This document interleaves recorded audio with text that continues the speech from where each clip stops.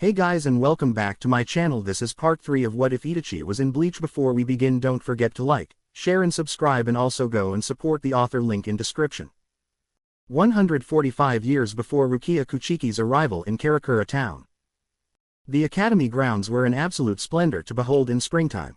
Even though she'd seen them plenty of times before, Yoruichi still could not help but smile as she looked upon the cherry trees in full bloom. Classes had just recently gotten out for the day, so the main courtyard was filled with students heading for the dorms or meeting up with friends for some late afternoon leisure time. She took a deep breath and inhaled the wonderful scent of the cherry blossoms. Ah, this really takes me back. To her right, Soy Fan nodded. It is nice to return here. This courtyard was a very soothing place to study when I was going through my training. To her left, her other companion, Squad 12 Captain Kiryo Hakafuna, smiled. Indeed, I wish we had enough space at my division's barracks to recreate this. Our training yard's nice, but it could do with a little more natural beauty. Yoruichi nodded. Same with mine. I've had my family's decorators and gardeners come by a few times, but there's really only so much they can do with the space available. Kiryo shrugged. Oh, well, we have much more important matters at hand than gardening, anyway. Yoruichi smiled. That's true. We really should get a move on. It took quite a bit of work for me to convince the head captain to get these three a short-term approved leave from class for this little mission of ours. We need to make the most of it. Soy Fan gave her a skeptical look. Lady Yoruichi, with all due respect, was it really necessary to include them in this? Between squads 2 and 12, we already have more than enough people for this assignment. We hardly need to include students in the roster, regardless of how gifted they might be. Yoruichi shook her head. It's not a question of manpower, Soy Fan. They've only got a year left at the academy before graduation.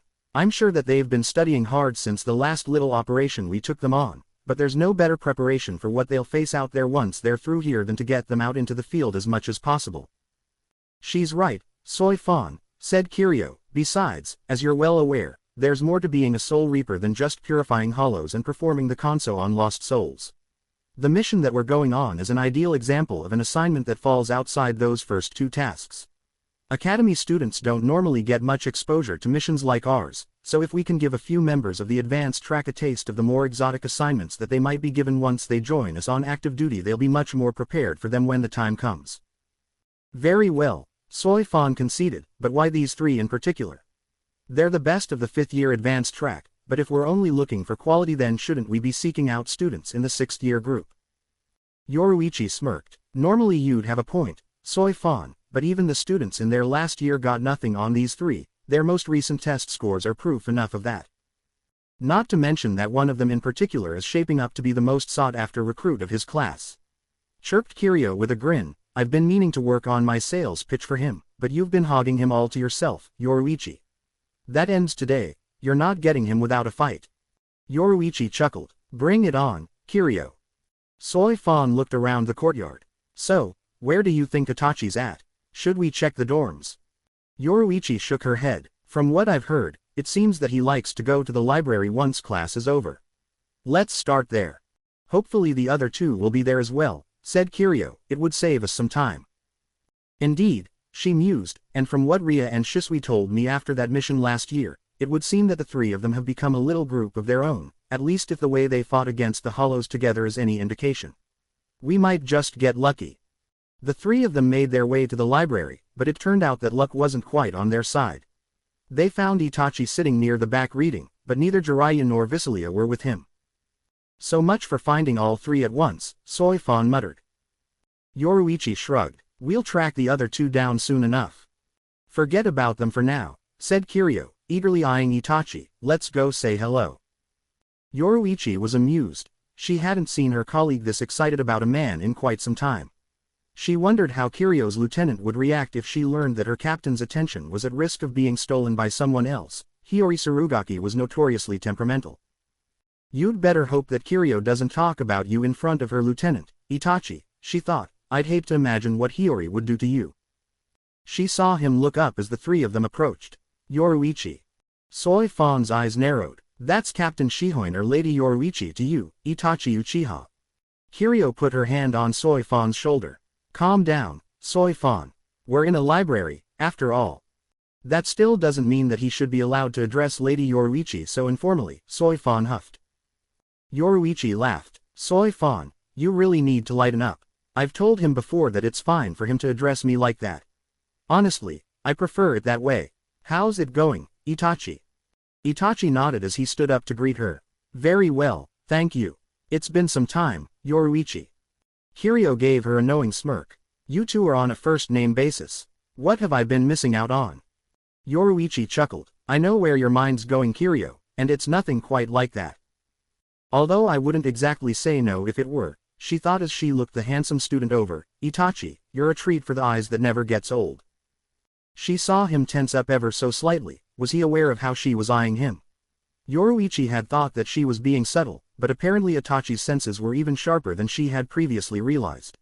She gave him a friendly smile to put him at ease. Now wasn't the time for teasing, no matter how much she might enjoy it. It's good to see you as well, Miss Soy Fan, he said with a slight bow. Soy Fan nodded. Likewise, I hope you've been keeping up with your studies. Your performance reflects upon Lady Yoruichi since she vouched for you in the past. I can assure you that I've been taking them as seriously as ever, Itachi replied. Yoruichi gave Soy Fan a pat on the back. Come on, Soy Fan, stop giving him a hard time. You've seen his test scores, too, you know that he's doing just fine. Fine would be an understatement, said Kiryu with a grin as she stepped forward. Hello, Itachi. Do you remember me? Of course, he replied. It's been a long time, Captain Hekafuna. Kiryu giggled. Oh, there's no need for formality. Please, call me Kiryu. And you were getting on my case about being on a first-name basis with him, thought Yoruichi with a smirk. Kiryu, you're as shameless as ever. Itachi seemed a bit taken aback by that. Are you sure? Oh, of course, she said. There's no need to be so stiff and proper when the head captain's not looking over our shoulders. Or Ginrei Kuchiki, for that matter, the two of them seriously need to learn to relax a little more. Yoruichi chuckled. That's putting it mildly. I'll take your word for it, said Itachi. If you don't mind me asking, what brings you all here? Something special's come up, Yoruichi replied, an opportunity that could serve to benefit both the Soul Society and you, along with Jiraiya and Visilia. We've been looking for a few gifted students to take with us on a field assignment, said Kiryu. You certainly fit the bill, and I'm sure your two fellow classmates do as well. What sort of field assignment did you have in mind? He asked. One that would involve you spending at least a few days away from the academy, Yoruichi replied. We've already cleared it with your instructors, and it'll even count as bonus course credit. That being said, you should still be prepared to work hard upon your return, Soy Fan pointed out. You will have extra work to do, after all. Itachi nodded. Of course, it won't be a problem. Kiryu smiled. You certainly don't lack for confidence. I'm feeling better about our decision to bring you along by the minute. With all due respect, you still haven't completely answered my question, said Itachi. I would like to know more about what I'm getting myself into. Don't worry, said Yoruichi. We'll fill you in on the juicy details as soon as we round up Jiraiya and Visilia. Do you know where we might find them? Asked Soy Fan. Jiraiya should be back at the dorms, said Itachi. I believe he wanted to spend some time working on his latest novel. As for Visilia, I believe she's at the meditation hall. Her Zanpakuto recently awakened, so she's redoubled her Jinzen training. Kiryu raised her eyebrow. Captain Draken's niece has already awakened her Zanpakuto. Impressive. Indeed, said Soy Fan. It's the first I've heard of it. Yoruichi nodded. Same here. Well, good for her. Sounds like she's coming along quite nicely. Yes, said Itachi. Her Zanjutsu is improving as well, especially considering our latest match. Yoruichi raised an eyebrow. Don't tell me that she actually beat you. From I've heard, you're untouchable in your sparring class. Itachi shook her head. She's achieved no victories over me, but her level of growth has been substantial.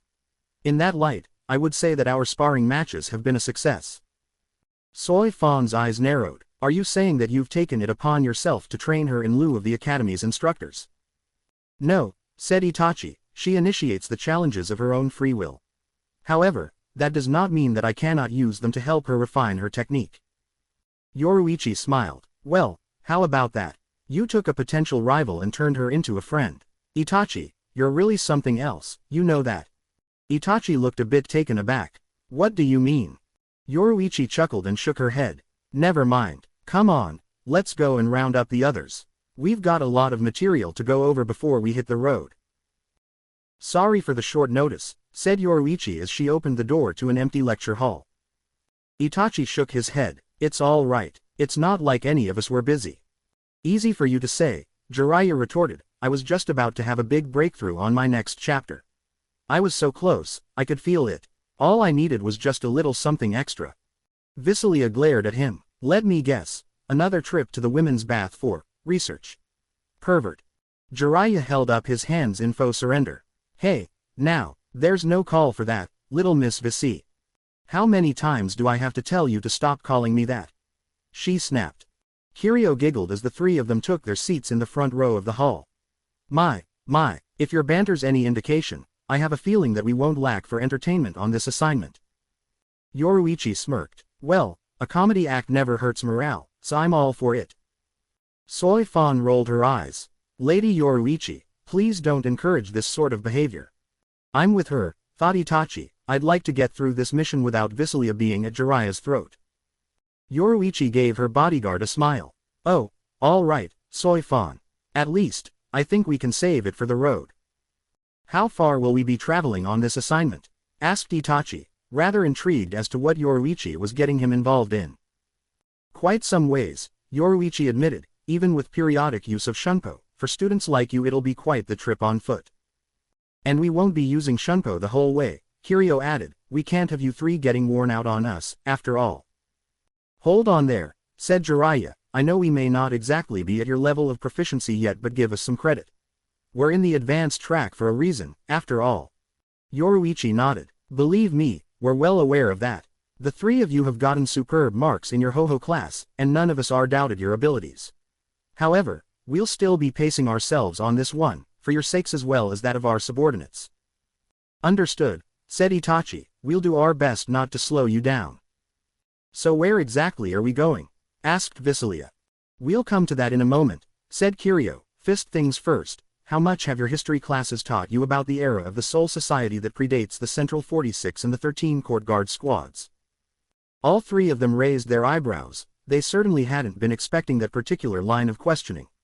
Itachi had a hard time seeing how it might be relevant to a field mission, but he figured that Squad 12's captain wouldn't bring it up without a good reason. Not much, Jiraiya admitted, in fact. Well, to be honest, our instructors seemed quite intent on avoiding it altogether. Whenever someone asked a question about it in class, they always wound up deflecting and changing the subject. Itachi nodded. He's right, I always found that to be odd.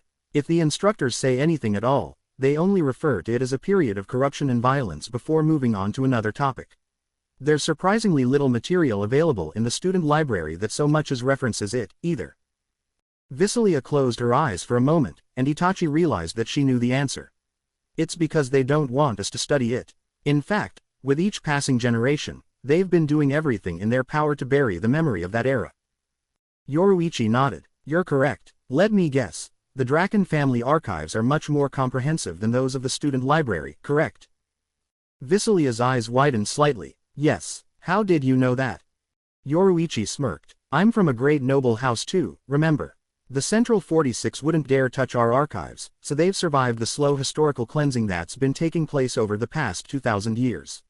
My private tutor before I enrolled in the academy made sure that my history lessons included material covering that era. I'm assuming yours did, too. That's correct, Visilia replied, and I think I have a better understanding of our mission. Now, it involves the Old Kingdom. A remnant of newer Andunaya has resurfaced, hasn't it? Kiryu smiled. You catch on quickly. Itachi and Jiraiya shared a confused glance. This was the first time either of them had heard that name before. Newer Andunaya, said Jiraiya, is that supposed to mean something special? What is it? Asked Itachi. If it's important enough to have relevance to a mission involving 2 divisions of the 13 Court Guard squads, then why are we only learning about it now? Kiryu turned to Yoruichi. Do you want to tell them, or should I? I've got a better idea, said Yoruichi. Visilia, since you're the only one out of the three of you receive instruction regarding that particular era, why don't you fill them in on the Old Kingdom? Visilia's eyes widened slightly. Me, Captain, are you sure? Yoruichi nodded. I don't see why not. Your education on the subject would likely have been similar to mine, not to mention more recent. There's no need for it to be comprehensive, Kiryu pointed out, just a summary that's informative enough to give them a decent grasp of the nature of the Old Kingdom. How it came into being, how far it stretched, how and why it fell, nothing too complicated. Visilia turned to Itachi and Jiraiya, surprisingly looking a little self-conscious. Well, what would the two of you prefer? Jiraiya smiled. We trust you, don't we, Itachi? Itachi nodded. You know the Soul Society far better than the two of us, and the prior education you received as a member of one of the great noble houses gives you a considerable base of knowledge to draw upon. We'd be honored if you would share that gift with us. That appeared to be all the encouragement that she needed, for Itachi noticed that her typical confident demeanor swiftly reasserted itself. Very well, then, in the interest of saving time, I will try to limit myself to the most important aspects regarding this topic. Although even that may be rather difficult, the shadow that the Old Kingdom casts over the contemporary Soul Society is vast, regardless of how hard the Central 46 tries to bury it. Indeed, said Yoruichi. Begin whenever you're ready, said Kiryu. Don't feel that you have to rush things on our account, go at your own pace. Take your time, we're prepared to be here for a while. Be mindful, Soi Fan added as she gave Itachi and Jiraiya a firm look. While speaking of the Old Kingdom isn't a crime in and of itself, it can draw unwanted attention if the wrong people learn that knowledge of it is spreading. What the two of you learn in this room today, along with whatever we uncover out in the field, should not be brought up in conversation with others outside this group lightly. Is that understood? Yes, Itachi replied. We'll be discreet, said Jiraiya. Visilia took a deep breath before beginning her impromptu lesson. As you have both seen in our classes, the Soul Society stretches far beyond the Seraite and even the Rukan district. Our field operation with squads 2 and 10 last year offered a taste of the vast expanse known as the Wild, and I believe that the ancestral homelands of the 5 great noble houses, the principalities, were also briefly discussed while we were traveling to our objective. Itachi nodded. I remember. The Draken clan's principality is far to the east, correct? Correct, Visilia replied. The Shihoin clan has one too, right? Asked Jiraiya. Way down south, wasn't it? Yes, said Visilia, slightly to the southwest, to be precise. There are actually 2 great noble houses with principalities in the south. The second is the Shiba clan, whose ancestral homelands are in the southeast. Meanwhile, the far north is dominated by the principality of the Starmont clan. Last but not least, the Kuchiki clan's principality makes up much of the far west, including the coast. Although this was never touched upon in our history classes, all 5 principalities are actually linked to the Old Kingdom. In fact, they are perhaps the best places to find preserved traces of newer Andunaya these days due in no small part to their distance from the heart of the Soul Society. Of course, there's also the fact that the 5 great noble houses owe much of the power and influence they wield over the modern Soul Society to the foundations that were laid by the Old Kingdom. How so? Asked Itachi. Visilia shook her head. It would be best to start with the roots of the kingdom before getting into that.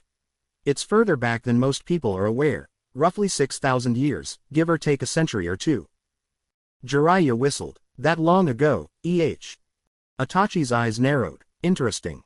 Oddly enough, the kingdom's roots are actually in the heart of the Soul Society, said Visilia. Back then, the Seraite wasn't as well organized or developed, and there wasn't much of a real central government. There was still the Soul King, of course, but as you both know, the Soul King is not a monarch in the traditional sense. Itachi nodded. Right, he's the linchpin of all reality. Or at least, that's how our instructors have put it. It's rather hard to wrap one's mind around, really. Visilia sighed. I know what you mean. Even with the lessons of my private tutors, I still had trouble fully grasping the concept. I think I still do, at least when it comes to the finer details. Jiraiya leaned forward. The Soul King's been in the royal realm about as far back as anyone can remember, right? I'm assuming that was still the case in the time period that you're describing, anyway. Visilia nodded. You're correct. The ancient Seraite was under the control of several ruling lords, but they squabbled to such an extent that the rest of the Soul Society was in a state of almost perpetual unrest. Rather than the 13 court guard squads, the Soul Society had to rely on private militias run by what were essentially warlords. What few historical records of this time period remain suggest that these forces spent almost as much time fighting each other as they did the Hollows. They could barely be bothered to look after the souls that resided in the Soul Society, let alone the realms of the living. In short, you could describe it as the Soul Society's Dark Age. That sounds familiar, said Itachi somberly. the realm of the living that we were from suffered from considerable chaos and strife in its past. We called it the Warring States period. Jiraiya nodded. Neither of us were alive at the time, but we both had a chance to study the history of it during our formal education. While there were multiple accounts written by various parties and factions, all were in agreement on the fact that it was pretty much hell on earth. Visalia looked intrigued, and for a moment Itachi thought she was going to inquire into the matter, but apparently felt that it was best to remain on topic. I see. Well, from what few records of the era that predated the Old Kingdom have survived, that same description would not be far off with regards to the Seraite and the broader Soul Society. Instead of ensuring peace and security in the afterlife, the nobles and their warlords turned it into a realm rife with conflict and suffering. A newly arrived soul would have found very little rest, and between the factional fighting and the depredations of hollows they would have been hard-pressed just to survive. This was a state of affairs that clearly could not be viable in the long term, but no one had the strength, wisdom or will to put an end to it.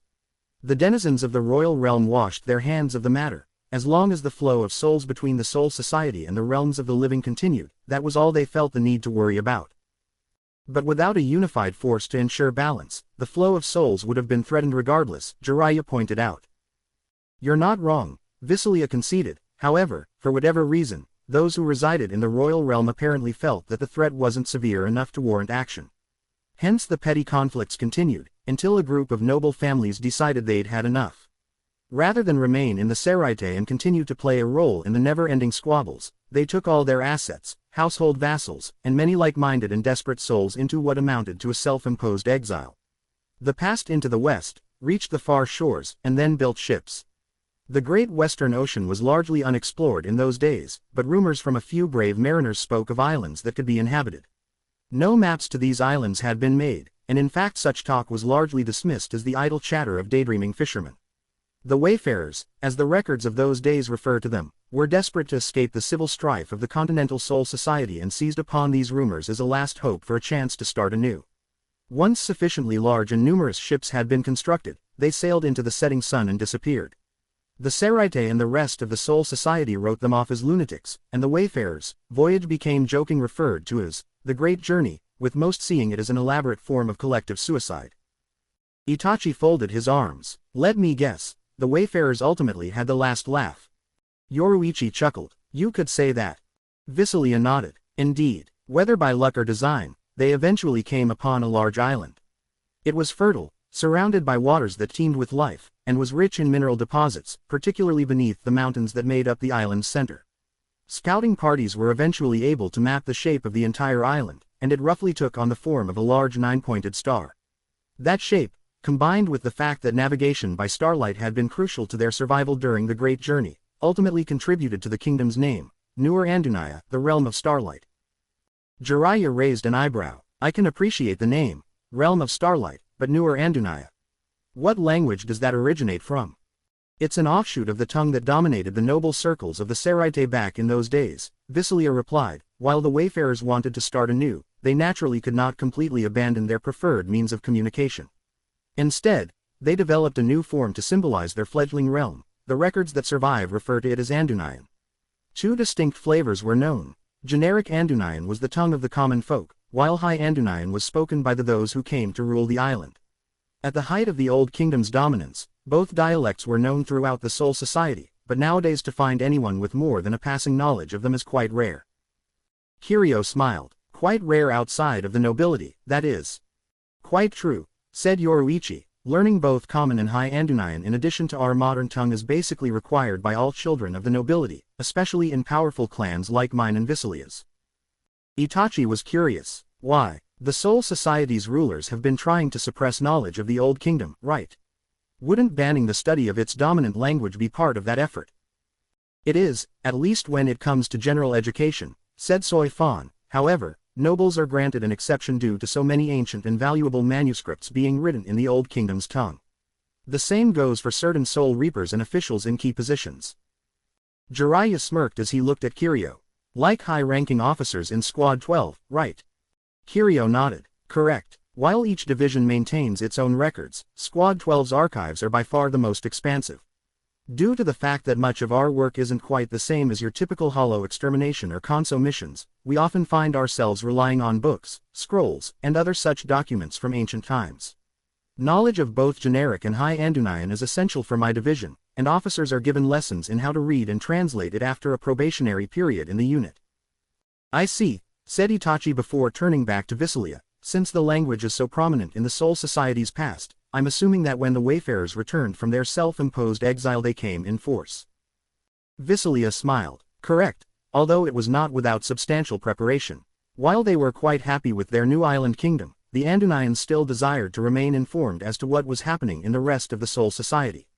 They were particularly worried about a potential attack from rival noble houses that might have learned of their realm, so they took certain precautions.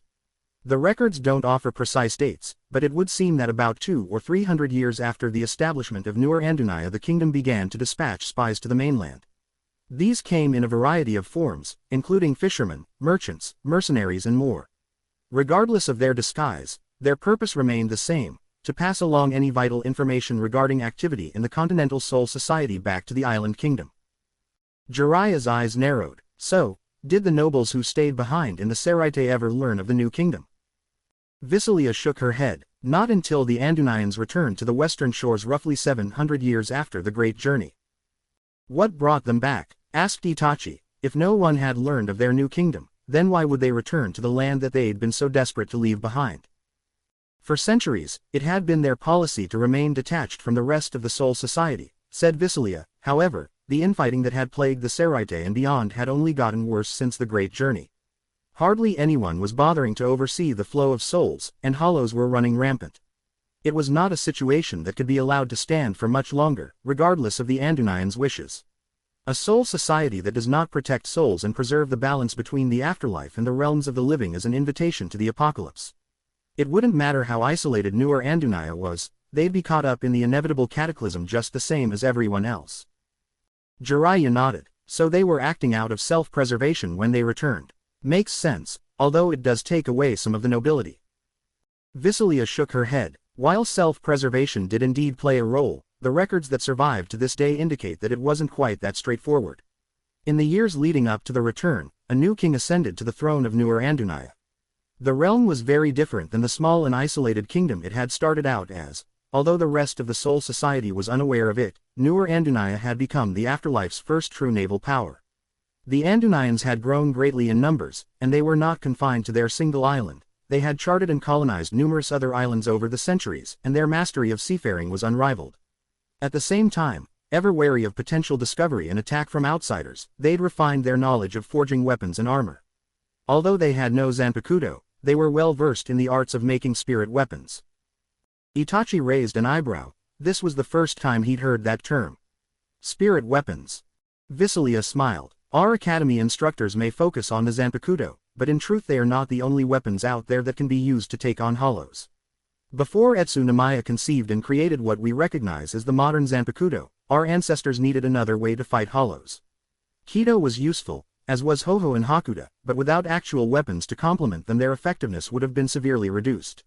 Long before even the Great Journey, craftsmen had discovered the means by which to forge weapons that were imbued with spirit energy.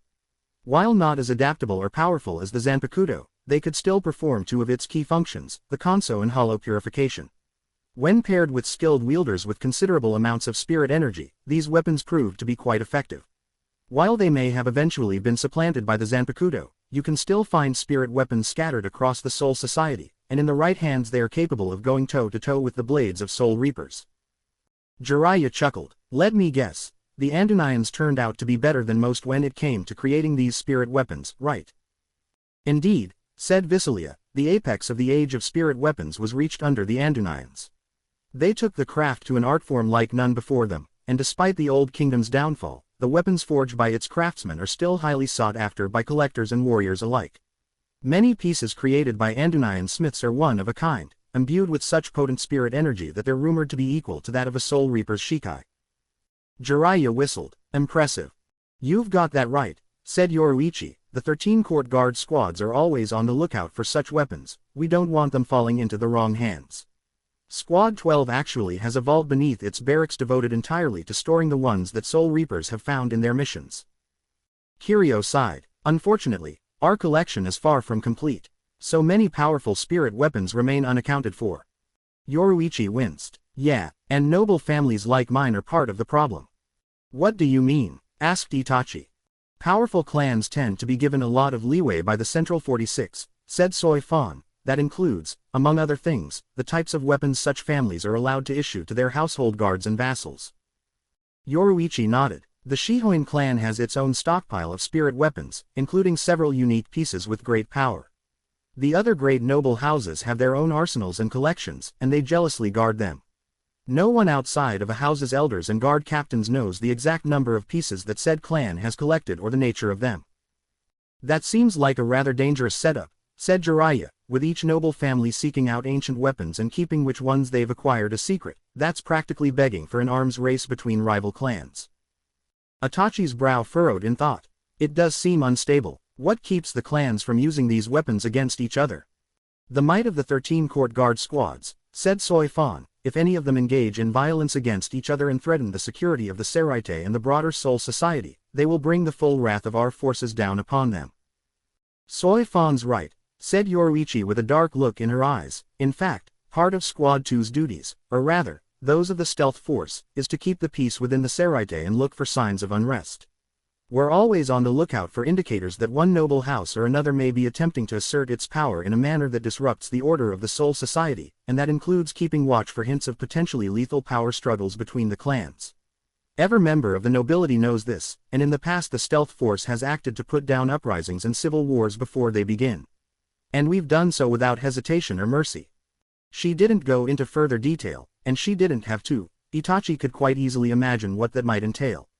After all, it was practically a word-for-word description of what he had done to his own clan. We might be more alike than I'd previously imagined, he thought as he carefully studied her. Yoruichi. You mentioned armor earlier as well, said Jiraiya. Was that more popular back then? I don't think I've ever seen any Soul Reapers wearing armor. Most conventional armor actually isn't that effective against hollows, said Kiryu. Their claws and fangs are quite sharp, and that's not even getting into the Manos and what they're capable of doing. Also, armor tends to slow one down in a fight, and if the armor's not going to be very effective against the hollows they're fighting anyway, then there's little point in Soul Reapers wearing it and suffering a critical reduction in speed. There is an exception to that, though, Yoruichi pointed out. Spirit armor is quite another thing when compared to conventional armor. Itachi raised an eyebrow. I'm assuming that spirit armor is similar in principle to spirit weapons. Does that sound about right? Visalia nodded. In some aspects, yes. As the name implies, it's armor imbued with spirit energy. The most basic effect of this is to boost the armor's toughness, but there are other benefits as well. Like what? Asked Jiraiya. Kiryu raised a finger as if she were lecturing a class, which wasn't entirely inaccurate given the circumstances. It depends on the armor in question. Most sets that we've discovered, along with surviving records, indicate that a great deal of customization was involved in the process of crafting spirit armor. In addition to protection, certain sets would either boost particular attributes or grant new abilities. One of the most common enhancements crafted into such armor was to enable an increase in the wearer's natural healing capabilities. Others included amplified physical strength or spiritual pressure. Those are just some of the basic ones, Yoruichi added. More advanced enhancements included imbuing armor sets with elemental resistances, or even granting the wearer a limited amount of control over forces such as fire or ice. Hell, we actually found one set that was modified so that whenever it was struck it would trigger an explosion and burn the attacker. There were even rumors of sets that had more sinister abilities, said Soy Fan darkly, sets that would grant the wearer an incredible boost to their natural and spiritual abilities, but at the cost of draining their life force. Others actually enabled the wearer to leech life energy from their enemies through physical contact. No doubt there are plenty other sets out there with dangerous abilities that we haven't uncovered yet. Dangerous abilities aside, this spirit armor sounds quite useful, said Itachi. Why did its use fall out of favor? For starters, there was the cost of creating it, Visalia answered. Both in materials and time, the process was not cheap. It takes far greater resources and spirit energy to create spirit armor than it does to forge spirit weapons. There's also the fact that those who were trained in the art of making such armor were never particularly numerous. It's a highly advanced discipline that requires years of training, not to mention an incredible amount of precise work with the forger's spirit energy. Even amongst populations rich in spirit energy like the denizens of the Seraite, there are few capable of that sort of fine manipulation with their power. Also, due to the Andunaian's skill in crafting spirit armor, it inevitably became associated with them, said Yoruichi somberly. since the Soul Society has been engaging in active suppression efforts regarding the Old Kingdom for the past 2,000 years, that naturally extends to burying practices that were well connected to it. Spirit armor may be useful, but by elevating their gifts for crafting it to an art form, the Andunians ironically wound up dooming it to a long and drawn-out death. Apart from a few artisans and masters employed by the great noble houses, the craft's all but extinct. Kirio sighed. It's such a shame, really. Renewed study in the craft could be a boon to the 13 court guard squads. If the process could be refined, the armor lightened, and production costs reduced. There's just so much potential. Yoruichi smiled. You're starting to sound like Kazuki. Soi Fan rolled her eyes. That's not a good thing, you know. Kirio giggled. Oh, I'm not so sure. Sometimes I think he's got the right idea when it comes to his little inventions and side projects. If nothing else, you've got a tremendously creative and gifted third seat, Yoruichi. Squad 2's captain nodded, and Itachi could detect a hint of pride in her voice. You've got that right. Visilia cleared her throat in an effort to get the conversation back on track. Anyways, with such high-quality spirit weapons and armor, the Andunians would have been a formidable force in battle. Like I said before, their numbers had grown considerably since they'd founded their kingdom, and that went for the royal family as well. The reigning king at the time of their return to the continent had 5 daughters and 4 sons. Given the significance of the number 9 in Andunian culture, it's safe to say that this also had an effect on how the people regarded their ruling family. They felt that it was a sign, although as to what it might portend was the subject of some debate. Having such an expansive family wound up being a considerable asset when the king decided it was time to end Nur Andunia's isolation, though. Jiraiya leaned forward. Really? How so? As powerful as the Andunians were, there was no way that they could bring order to the Soul Society on their own, Visilia replied. They needed allies. Fortunately, given the way the noble clans on the continent were fractured, finding new friends wasn't exactly difficult. Thanks in large part to the network of spies they had sown throughout the Soul Society, the Andunian king already had an idea as to who he would approach. 5 families in particular were key. Itachi's eyes narrowed. Let me guess, the same ones that currently make up the 5 great noble houses. Visilia nodded. Precisely. Although they did not hold great power within the Seraite at the time, their ancestral lands gave them a considerable amount of resources and manpower. Each family also brought its own unique gifts to the table, and the Andunians were eager to bring them over to their side. In order to seal the new alliance, the king pledged each of his daughters to one of the clans. Once the marriage ceremonies were complete and the pacts finalized, the combined forces of the Andunians and the 5 great noble houses all but encircled the heart of the Soul Society. The nobles that occupied the Seraite at the time were still too busy squabbling with each other to realize their peril. By the time they finally understood what had happened, it was already too late. So, what happened next? Asked Jiraiya. Did the nobles in the Seraite end up uniting to face this new threat to their power? Visilia shook her head. One would think that having an external foe appear would have given them cause to do just that, and indeed many of them tried to do so, but petty rivalries and base ambition prevented any concrete alliances from taking shape. The coalition of the Andunians and the 5 great noble houses were able to essentially pick them off one at a time. Some they coaxed into the alliance through offers of trade and promises of both personal and political security. Others were quite intransigent, though, and thus more forceful means were required in order to deal with them. How bad did it get? Asked Itachi. Visilia sighed. From what I understand, it was an ugly affair. Assassinations and the burning of supply stocks were typically the opening strikes.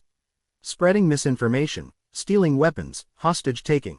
The Andunians and their allies may have had a noble goal, but the methods they employed to reach it were often another matter entirely.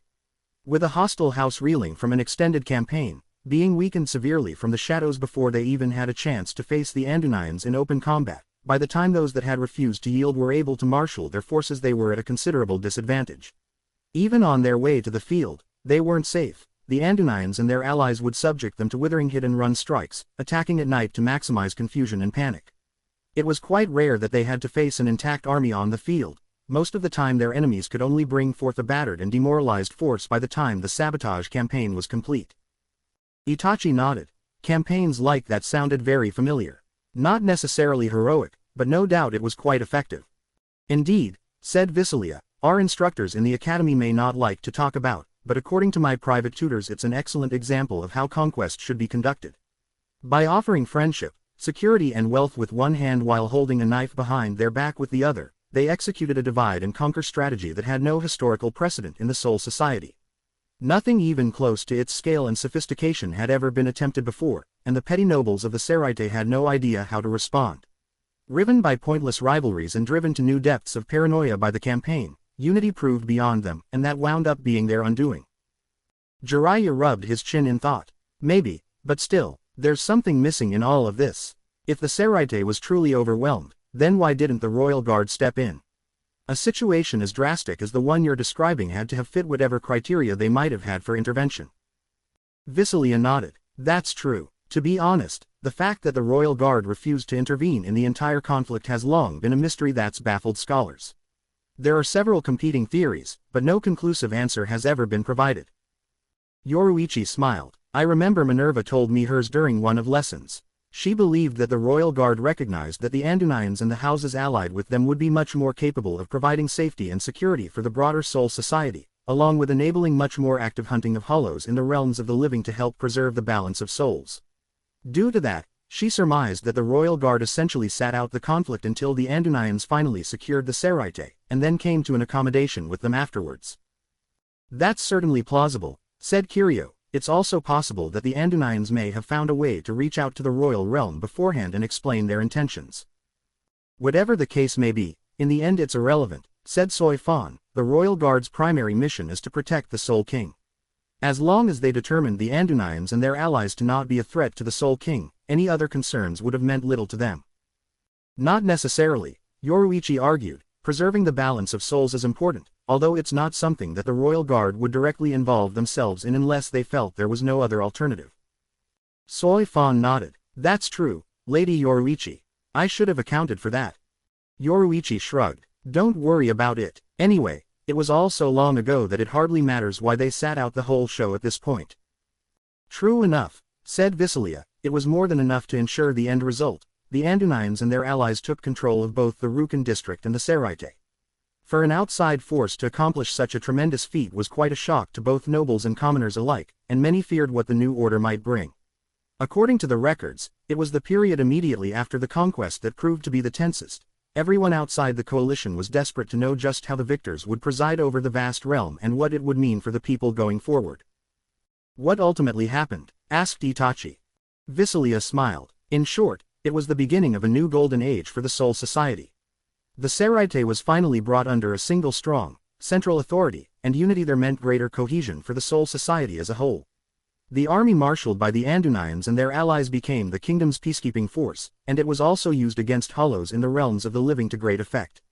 In unprecedented accord reached with the royal realm, the ruler of Newer Andunia was allowed to take on the title of High King and allowed to govern over the Soul Society in the name of the Soul King. To facilitate such a political union, the High King agreed to send one of his 4 sons to the royal realm to act as an intermediary, a position that would become hereditary. For the first time in ages, there was finally peace in the Seraite. How did the people of the Rukan district react to all of this? Asked Jiraiya. The newly forged kingdom was well received there, Visalia replied, especially after it became clear that the High King's commitment to providing security against both marauders and hollows was genuine. At the height of the Old Kingdom's power, the Rukan district knew a level of safety and organization that had never been achieved before. Or since, for that matter.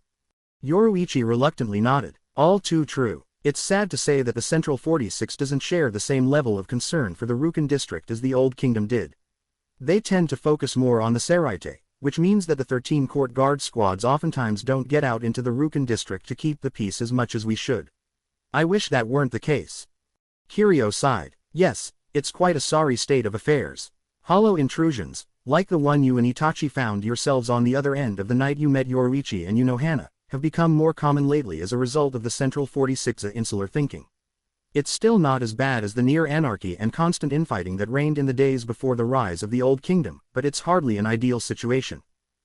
Squad 2 continues to advocate for an increased patrol presence in the Rukan district, Soi Fan added, while Lady Yoruichi does send us out on missions there. The simple fact of the matter is that the Rukan district is too vast for us to police on our own.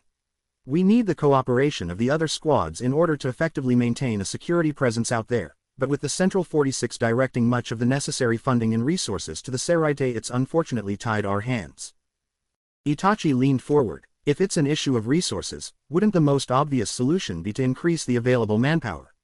In the time I've spent at the academy, I couldn't help but notice that there is actually significantly more space in the classrooms and dormitories than what our current numbers require. Some of the vacancies may be due to attrition, but even discounting that, there's still plenty of leftover room. Jiraiya nodded. I agree. Given how vast the Soul Society is, there's gotta be far more people out there with latent spirit energy that's potent enough to qualify them for Soul Reaper training than what's currently represented by our class sizes. An increased recruitment drive would go a long way towards alleviating any personnel shortages. Yoruichi smiled. You two continue to impress me. You cut to the heart of problems much more quickly than others, whether they be students or fully trained Soul Reapers. Visilia, I'm assuming your thoughts on the problem are the same. Visilia nodded. Yes, Captain Shihoin. I know that part of the problem is powerful families like ours constantly recruiting people with strong spirit energy for our own personal guard forces, but even discounting that there are likely still far more potential trainees out in the Soul Society than the noble clans are capable of finding on their own. An increase in recruitment resources for the 13 court guard squads would be a sound investment with both short and long-term payoffs. Given the simplicity of the solution, I have a hard time fathoming why the Central 46 has not already implemented such measures. Kirio somberly shook her head. The short and long answer to that is politics. I wish that weren't the situation, but it's what we have to deal with. Denying reality will not make it any easier for us to deal with. Yoruichi grimaced. Can't argue with that. We're starting to get sidetracked again, though. Recruitment's an issue for another time. You're right, Captain Shihoin, said Visilia. It wasn't just the Rukan district that became safer under the Old Kingdom. The Seraite's reorganization under the Andunians greatly improved its security. In fact, although its current rulers would be most reluctant to admit this, the modern Seraite owes much of its contemporary defenses and fortifications to the efforts of the Old Kingdom. For example, the Great Wall of Sekiseki rock that descends to protect the Seraite from invaders was actually developed thanks to cooperation between the Andunians and the Royal Realm. This is just the most prominent of their defensive innovations. Another legacy is the 13 court guard squads. Before they came into being, the primary military force of the Soul Society was the 13 armies created and maintained by the Old Kingdom. For those who are aware of this history, the signs of links between the Old Kingdom and the contemporary Soul Society are not hard to find, no matter how much the Central 46 may try to make it otherwise. Itachi leaned forward. There's something that bothers me. You said that the king of Newer Andunia became the High King of the Soul Society after the campaign was concluded, right? If he had 9 children, how was the line of succession organized? Jiraiya nodded. With that many kids, it's not hard to see them fighting amongst themselves when the time came for a new ruler to rise. That is a valid concern, Visilia conceded. First of all, since the 5 daughters had already married into the 5 great noble houses, that precluded them from seeking the throne for themselves. That left the 4 sons, the youngest of which had gone to reside in the royal realm per the accord reached between the Andunians and the royal guard. The remaining 3 were carefully divided and given great responsibilities in the hopes of preventing infighting when the time for succession inevitably came. The eldest was granted the title of Prince Chancellor and charged with overseeing the day-to-day governance of the Seraite. This was seen as suitable training for the day that they would ascend to the throne. The second son in line became the Marshal General, head of the 13 armies and all the militias operating under them.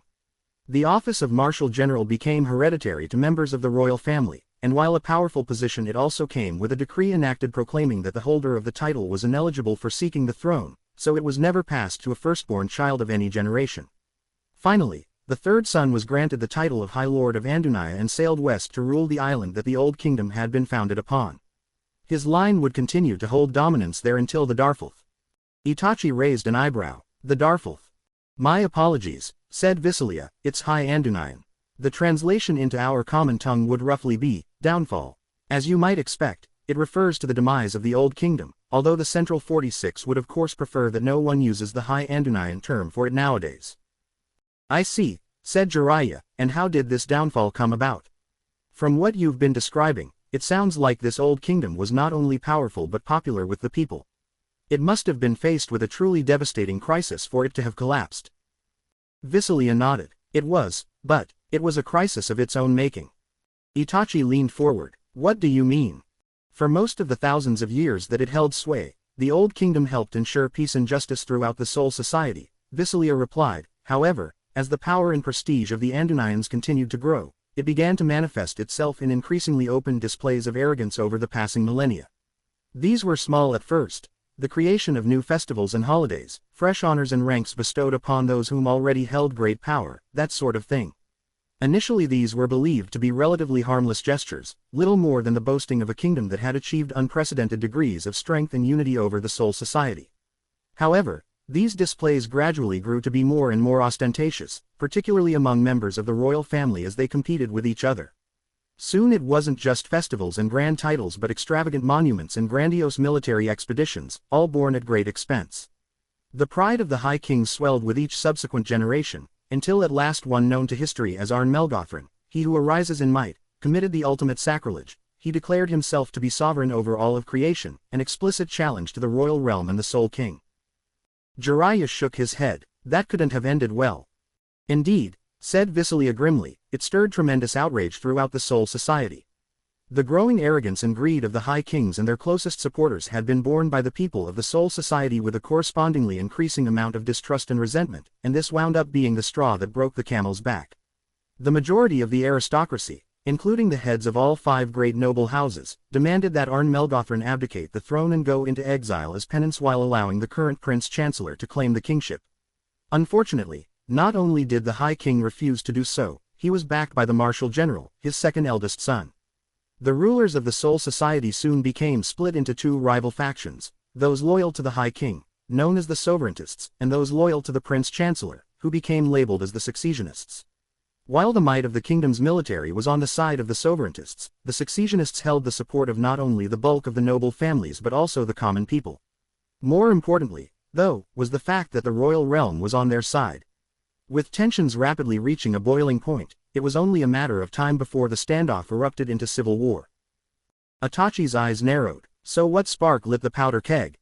Visalia closed her eyes for a moment, and when she opened them they held a dark look. While the High King and the Prince-Chancellor belonged to opposing factions, ultimately they were still father and firstborn son. When the High King invited the Prince-Chancellor to private talks over tea, the son accepted. The records indicate that the Prince-Chancellor at the time was diplomatic, humble, and wise. He must have believed that he should take all possible avenues to resolve the crisis short of violence. His commitment to peace and stability was commendable. Unfortunately, his father did not share those virtues. He was also treacherous. As soon as the Prince-Chancellor entered the room, he found himself trapped in a binding spell cast by his own father. That was when the Marshal General revealed himself from behind a false wall panel and stabbed his elder brother through the heart. Jiraiya sighed mournfully. Fratricide. And for what? Power. It's just so petty. You're hardly alone in believing that, said Visalia. From where the High King and the Marshal General were sitting, I imagine that the calculus made sense.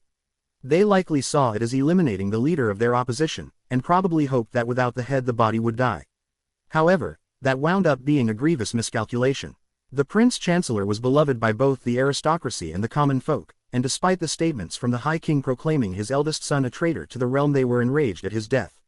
Arn Melgothran's lust for dominance turned the Prince-Chancellor into a martyr and galvanized the opposition. More critically, though, it created a schism with the ranks of the 13 armies. Itachi nodded. Makes sense. After all, if the High King was willing to murder his eldest son in the name of power, he likely would have thought much less of the lives of the kingdom's soldiers. They saw what he was capable of doing to members of his own family. It must have given them pause. Visalia nodded. More than that, it shattered the unity of the 13 armies. Factions within each division began declaring for the Successionists. Arn Melgothran's power had been based almost entirely on the loyalty of the Marshal General and the kingdom's military beneath him.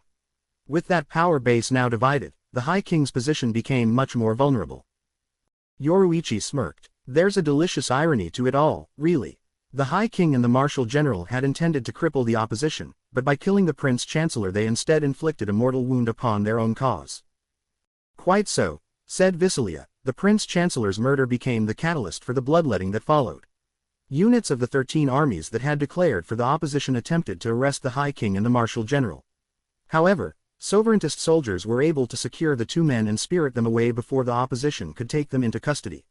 Infighting swiftly broke out in the barracks, and eventually troops loyal to the Successionists consolidated around the Seraite estates of the 5 great noble houses. The High King and the Marshal General gathered their forces at the heart of the Seraite, while the opposition sent frantic messages to both the commoners of the Rukan district and the denizens of the royal realm pleading for reinforcements. Their calls were answered, and not a moment too soon. the High King and the Marshal General launched an all-out assault on the opposition at dawn the following day. The entire Seraite became consumed by the raging fires of a full-blown civil war. Itachi winced. As experienced as he was, even he couldn't begin to imagine the extent of the carnage. Who won the opening engagement? It was hard-fought and costly, but eventually the successionists carried the day. Visulia replied, an ambush from warriors of the Shihoin clan actually succeeded in assassinating the Marshal General, and while the High King narrowly escaped death himself on that occasion, the encounter severely rattled him. With the loss of their chief military commander, the sovereigntists were eventually forced to withdraw from the Seraite. Yoruichi grinned. They've written some pretty impressive songs over the years about how my ancestors scared the shit out of the High King that day. It's one of our more memorable contributions to the history of the Soul Society. Visulia smiled as well, and Itachi could detect the pride swelling up within her. While I shall be the first to acknowledge the invaluable role that your family played in that engagement, I would be remiss if I did not mention how the Draken clan's elite dragon riders drove sovereigntist divisions from the battle in terror. The threat of death by fire from a swarm of giant winged reptiles will have that effect on even the bravest of foot soldiers, especially when they're being cooked alive in their own armor. Kirio giggled. Ah, another example of the classic dick-waving contests between clans Shihoin and Draken. As if the Seraite doesn't have enough of that going on already. Yoruichi laughed. Yeah, I guess we do tend to get a little heated about those from time to time. Visulia nodded, looking slightly embarrassed. Yes, I suppose great noble houses like ours can be a little excessive when it comes to flaunting our accomplishments. Yoruichi gave her an encouraging smile. Trust me, Visulia, you're fine. It's more the men in your family that tend to go overboard with that sort of thing. Especially your uncle. No need to remind me, Lady Yoruichi, Soifon quipped dryly. It took him forever to shut up the last time his family's history was brought up in conversation with him. That meeting we were all at took far longer than it had to because of it. Visulia cleared her through. Great feats from our respective families aside, there was little call for celebration after the sovereigntists had been driven from the Seraite. The successionists had suffered considerable losses amongst their ranks as well, and while the High King and his followers were in retreat they still had plenty of fighting strength remaining. The opposition needed time to secure the Seraite completely and give its forces a chance to regroup, which provided the sovereigntists with an opportunity to strategically reposition themselves for the next phase of the conflict. They wound up fortifying a significant portion of the western Rukan district. With secure housing for their troops and easy access to supplies, it was believed that they could hold out there indefinitely while preparing a counteroffensive to retake the Seraite. The records indicate that the High King thought as much, but as it turned out, the people of the Rukan district had other ideas. Jiraiya grinned. Let me guess, a people's revolt. Yes, Visulia replied. The Prince Chancellor may have primarily been charged with administration over the Seraite when he was alive, but even in that capacity his thoughts had never been far from the needs of the Rukan district. During his period of governance, he directed much-needed resources there from the Seraite, bolstering patrols and heavily investing in public works designed to improve sanitation, healthcare, and other essential services. He even made several trips himself to the Rukan district to oversee such projects, making him one of the few royals that was actually accessible to the common people. The citizens of the Rukan district never forgot this, and they certainly weren't about to forgive the High King for murdering him. So, how did they strike against the sovereigntists? Asked Itachi. Visulia smiled. They may have been commoners, but they weren't stupid. They knew that a frontal assault against the High King's loyalist forces would be suicide. Instead, their first strike came through sabotage, and arson was a particularly favored tactic. Food stores, homes that had been seized by officers, and much more beside were set alight in the middle of the night. Weapons and armor were stolen in the chaos, and soldiers were lured into back alleys to be cut down. When the sovereigntists attempted to crack down, the subsequent executions and punitive expeditions only served to further harden the commoners against the High King's followers. They sent messengers with valuable information regarding the sovereigntists' defenses to the successionists, and despite the fact that they were still licking their wounds from taking the Seraite, they recognized that they had to strike now while an active insurgency was on their side. Itachi nodded. They would have had to move quickly. Civilians with stolen weapons and no combat training would have been hard-pressed to stand against an organized and professional fighting force. Quite so, said Visulia. The royal guard and the elite warriors of the 5 great noble houses formed the vanguard and struck before the sovereigntists could put down the uprising for good. Other successionist forces took longer to arrive, but eventually they were able to inflict such severe losses on the sovereigntists that they had no choice but to retreat. They pulled out of the Rukan district completely and headed west. At that point, the High King's plan became simply to flee the Continental Soul Society with his queen and surviving forces and hole up in the home island of Nur Andunaya. His hope was that the vast distance between the island and the mainland, combined with the Andunayans' dominance over the sea, would discourage pursuit. However, he'd made a fatal mistake. He underestimated the depths of his crimes and just how far the opposition would go to bring him to justice. The royal family still dominated the home island at the time, correct? Asked Itachi, through the bloodline of the original High King's third son, yes. Visalia nodded. That's correct. The full details concerning the civil war hadn't yet reached the current High Lord of Andunaya, so despite some reservations he still welcomed the High King and Queen and offered them and their remaining followers safe harbor. Had the reigning High Lord understood the true breadth of the matter, perhaps things would have gone differently. Unfortunately, the hospitality that he extended to Arn Melgothran proved to be a death sentence not just for the High Lord, but for all who inhabited the home island of Nur Andunaya. Jiraiya shook his head. That sounds a little extreme. You're exaggerating, right? Visalia sighed. I wish I was. After the sovereigntists were driven from the mainland, a great council was convened in the Seraite. With the death of the Prince-Chancellor and the retreat of the High King and Queen, the main branch of the royal family had no representation in these deliberations. The throne, for all intents and purposes, was wide open. Since the 5 great noble houses could claim royal blood through the lines of the 5 daughters of the first High King, they eagerly began jockeying for position. However, their individual arguments for ascension were ultimately rendered moot thanks to intervention from the royal realm. Itachi leaned forward. How so? Do you recall what I said earlier about what happened to the 4th and youngest son of the original High King after the Andunayan coalition secured the Seraite? Asked Visalia. Itachi nodded. He had gone to the royal realm to serve as an intermediary between the royal family in the Soul Society and the Soul King's inner circle. That was thousands of years before the Civil War, though. What role would he have to play? Directly, none, said Visalia. However, his bloodline continued in the royal realm, and as I mentioned earlier, the position of intermediary was hereditary. The current holder of the position at the time of the Civil War was also a powerful warrior, and thanks to the combination of his strength and his pedigree he became the decisive factor in ending the Civil War. The royal realm dispatched him to the Seraite to present a decree to the council. The position of High King of the Soul Society was abolished effective immediately. Since the intermediary had the full backing of the royal realm, including the royal guard, the council did not dare to protest the matter. The intermediary was also charged with executing another decree, that the home island of Nur Andunaya be laid to waste and its inhabitants all killed. Jiraiya glared at her. So they were all condemned to death even though the inhabitants of the home island had played no part in the violence. Is this the justice of the Soul Society? Visalia gave him a mournful look. I never said that I agreed with the decree, Jiraiya. However, whatever opposition you and I might feel to such harsh measures is practically irrelevant now. After all, it happened nearly 2,000 years ago. Our protests, regardless of how righteous they may be, cannot change what has already been done. I know that, Jiraiya growled, but am I really supposed to ignore the fact that the foundations for the modern Soul Society were laid upon an act of utter slaughter? Visalia closed her eyes for a moment. If you wish to dispute the matter with the perpetrator, I imagine you'll have your chance to do so upon graduation. After all, they'll be the one presiding over the ceremony.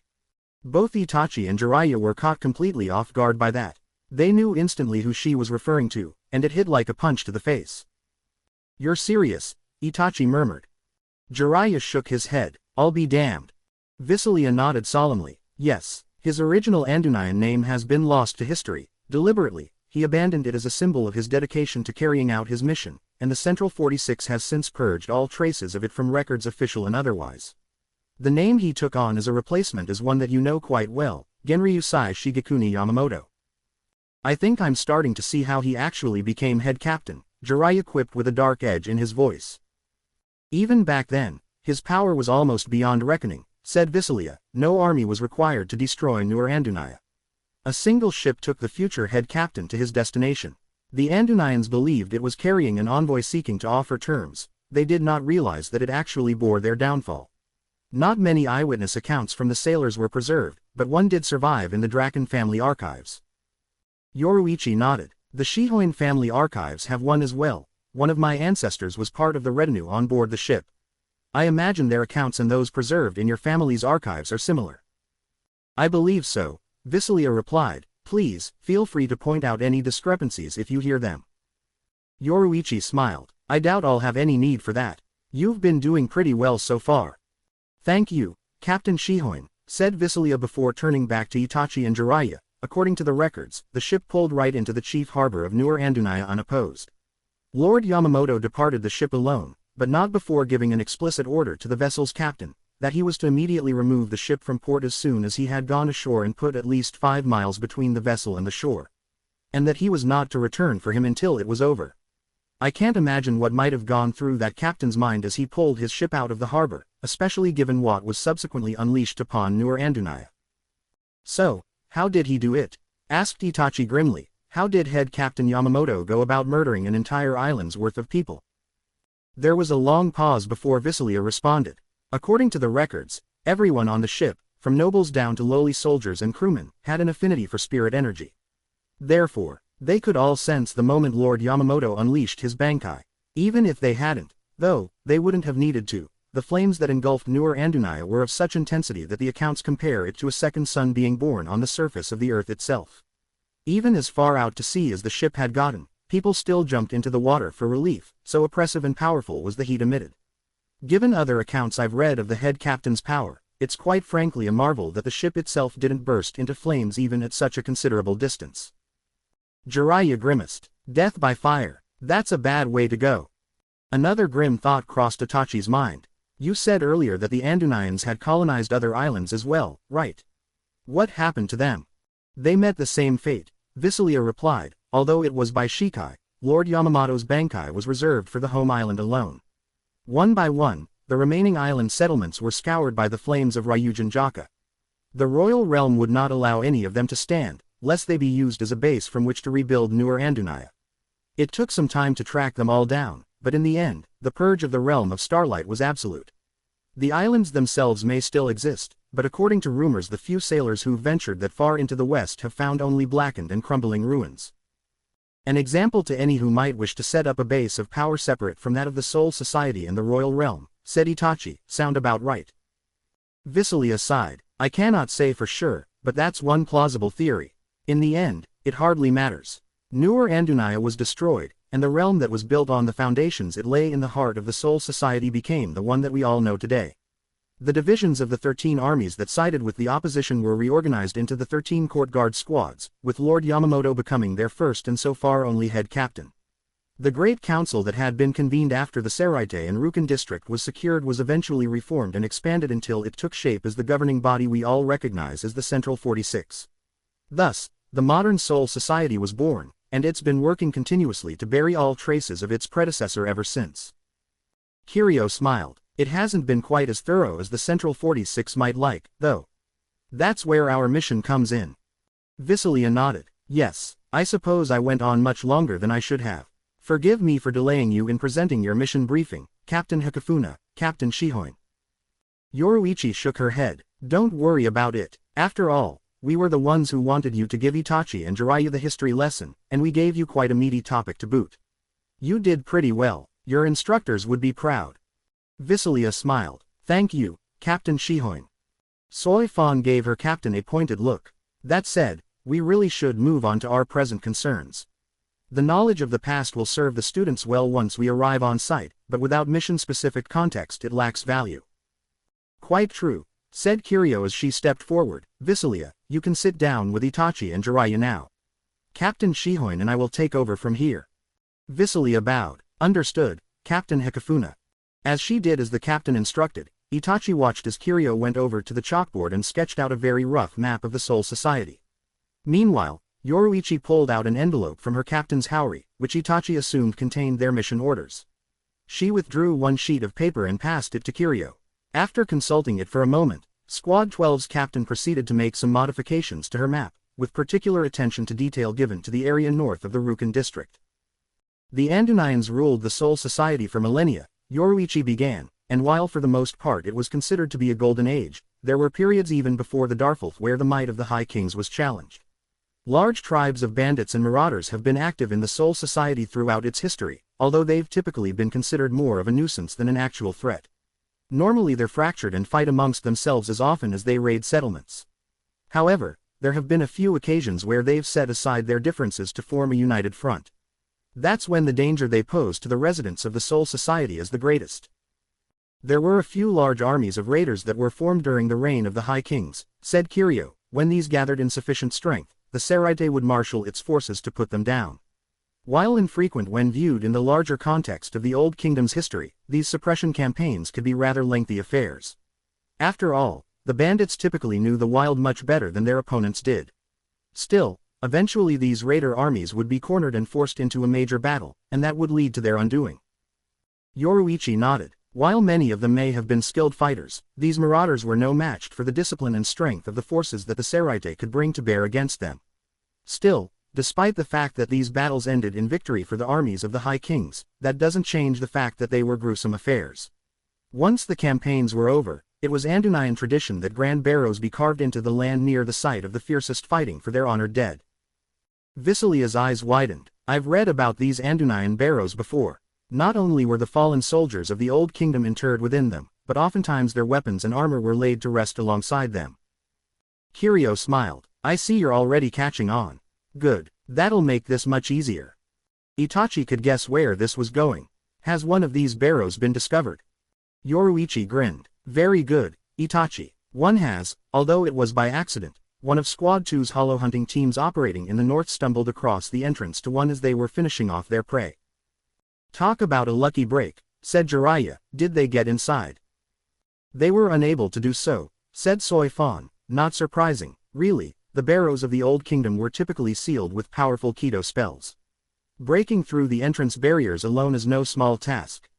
Kirio nodded. You're quite right. Fortunately, it is a task that can be accomplished by sufficiently powerful and skilled soul reapers. Between Yoruichi and myself, overcoming the barriers shouldn't be too hard. Don't forget Kazuki, Yoruichi added. With his advanced Kido skills, we might able to crack the barriers with a little finesse rather than rely on brute force. Kirio smiled. Good point. Visalia raised an eyebrow. Kazuki Urahara, he's only your third seat though, right? Is he really that good?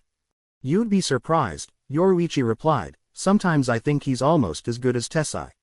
He could have gone far in the Kido Corps, but it would have been a bit too restrictive given the broad nature of his talents. Some people need to be restricted, Soi Fan grumbled. Yoruichi laughed. Now, Soi Fan, what have I told you about trying to place nice with him? If you need to be reminded, I could always order you to serve as his subordinate the next time I send him into the field. Soi Fan's face paled. That won't be necessary, Lady Yoruichi. Is it really necessary for us to be forcing our way into them? Asked Itachi. After all, if the barriers currently in place require the power of captains to dispel, then I would hardly think that they're at risk of being breached by anyone outside the 13 court guard squads. Yoruichi nodded. For the most part, you're right, but there's always the outside chance that someone with sufficient power who's not within our ranks learns of these barrows and is able to break into them. It's better that we get there first and do a proper survey. Whenever an Andunayan barrow is discovered, cataloging their contents is considered to be top priority. Anything we deem to be dangerous is taken back to the Seraite and placed in the custody of Squad 12. Jiraiya sighed. I understand the importance of making sure powerful spirit weapons and armor don't fall into the wrong hands, but that doesn't change the fact that the mission you've got lined up here is basically grave robbery. It is a little unsavory, Kirio admitted, but it is also necessary. Artifacts like the ones we may encounter in the barrows must be handled with care and cannot be left unsecured. Relying on the defenses put in place by the creators of the barrows is insufficient, no matter how formidable they might be. Now that we have located this barrow, it is our responsibility to secure it, catalog its contents and transport them back to the Seraite. That is the standing protocol of the 13 court guard squads, and it is our duty to uphold it. Itachi nodded. Understood. Squad 2 and 12's roles in this mission seem clear enough, but what about the three of us? As mere students, it doesn't seem like we'd have much to contribute to something like this. Yoruichi smiled. Don't sell yourselves short. Of all the students currently attending the academy, the three of you have by far the most impressive records. There's also the fact that I've had the privilege of overseeing operations that have involved the three of you out in the field since your education began, and you've acquitted yourselves very well on those occasions. At this point in your training, the best way for you to move forward is to get more time in the field, and this mission will offer you a unique chance to fine-tune your abilities. Not in a combat sense, Kirio added, we don't anticipate any hostile contact in this operation, although we must always be on guard in case that does take place. Rather, we want to give the three of you a chance to test your observational skills in the field. Andunayan barrows aren't your ordinary tombs, they're quite expansive in size and require considerable effort to properly survey.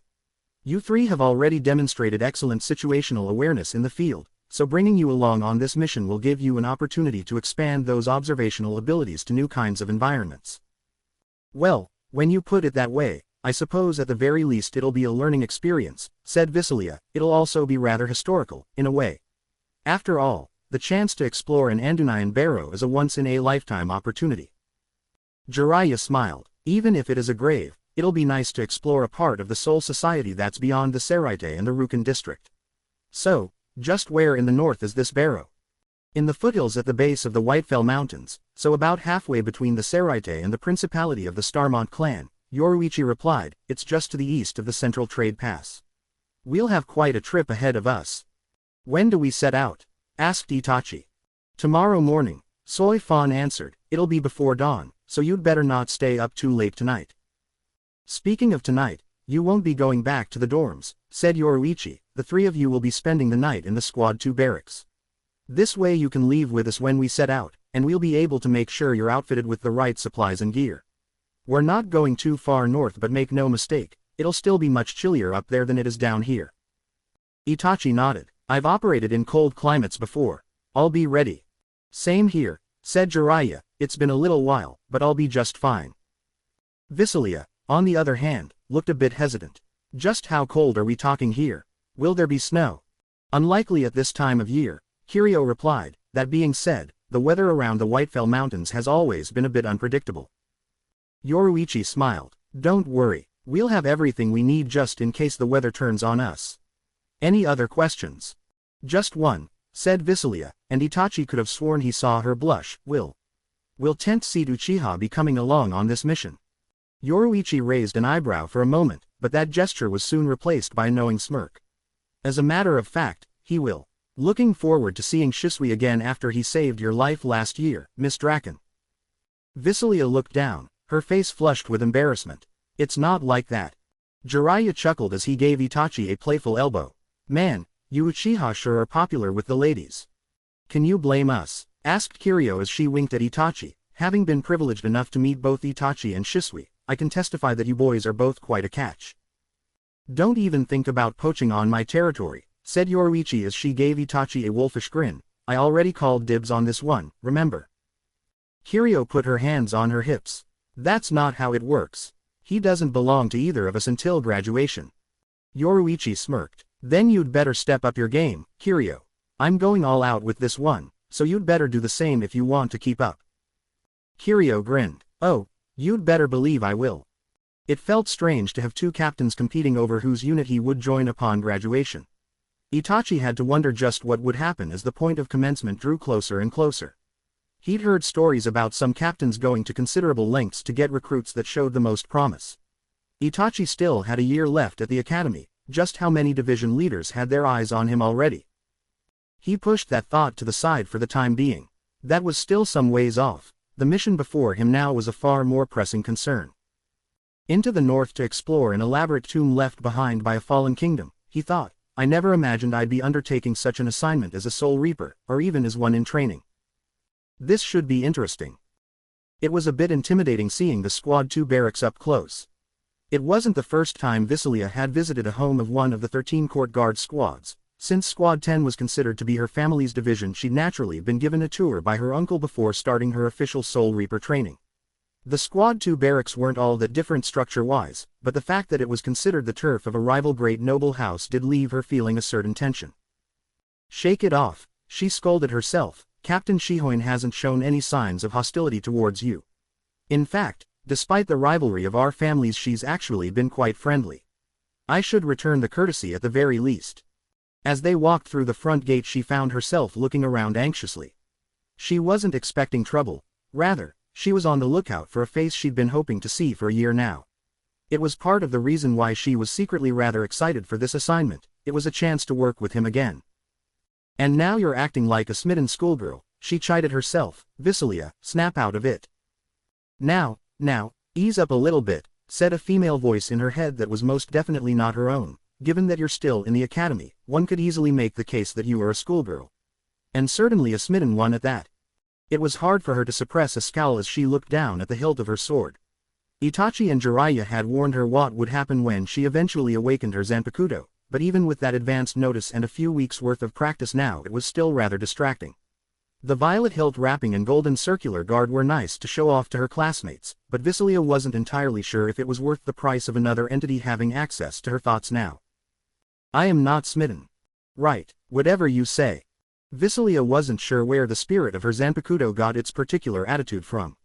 She knew that her awakened weapon was supposed to take on traits that were reflected in her, but now she was starting to question that particular lesson.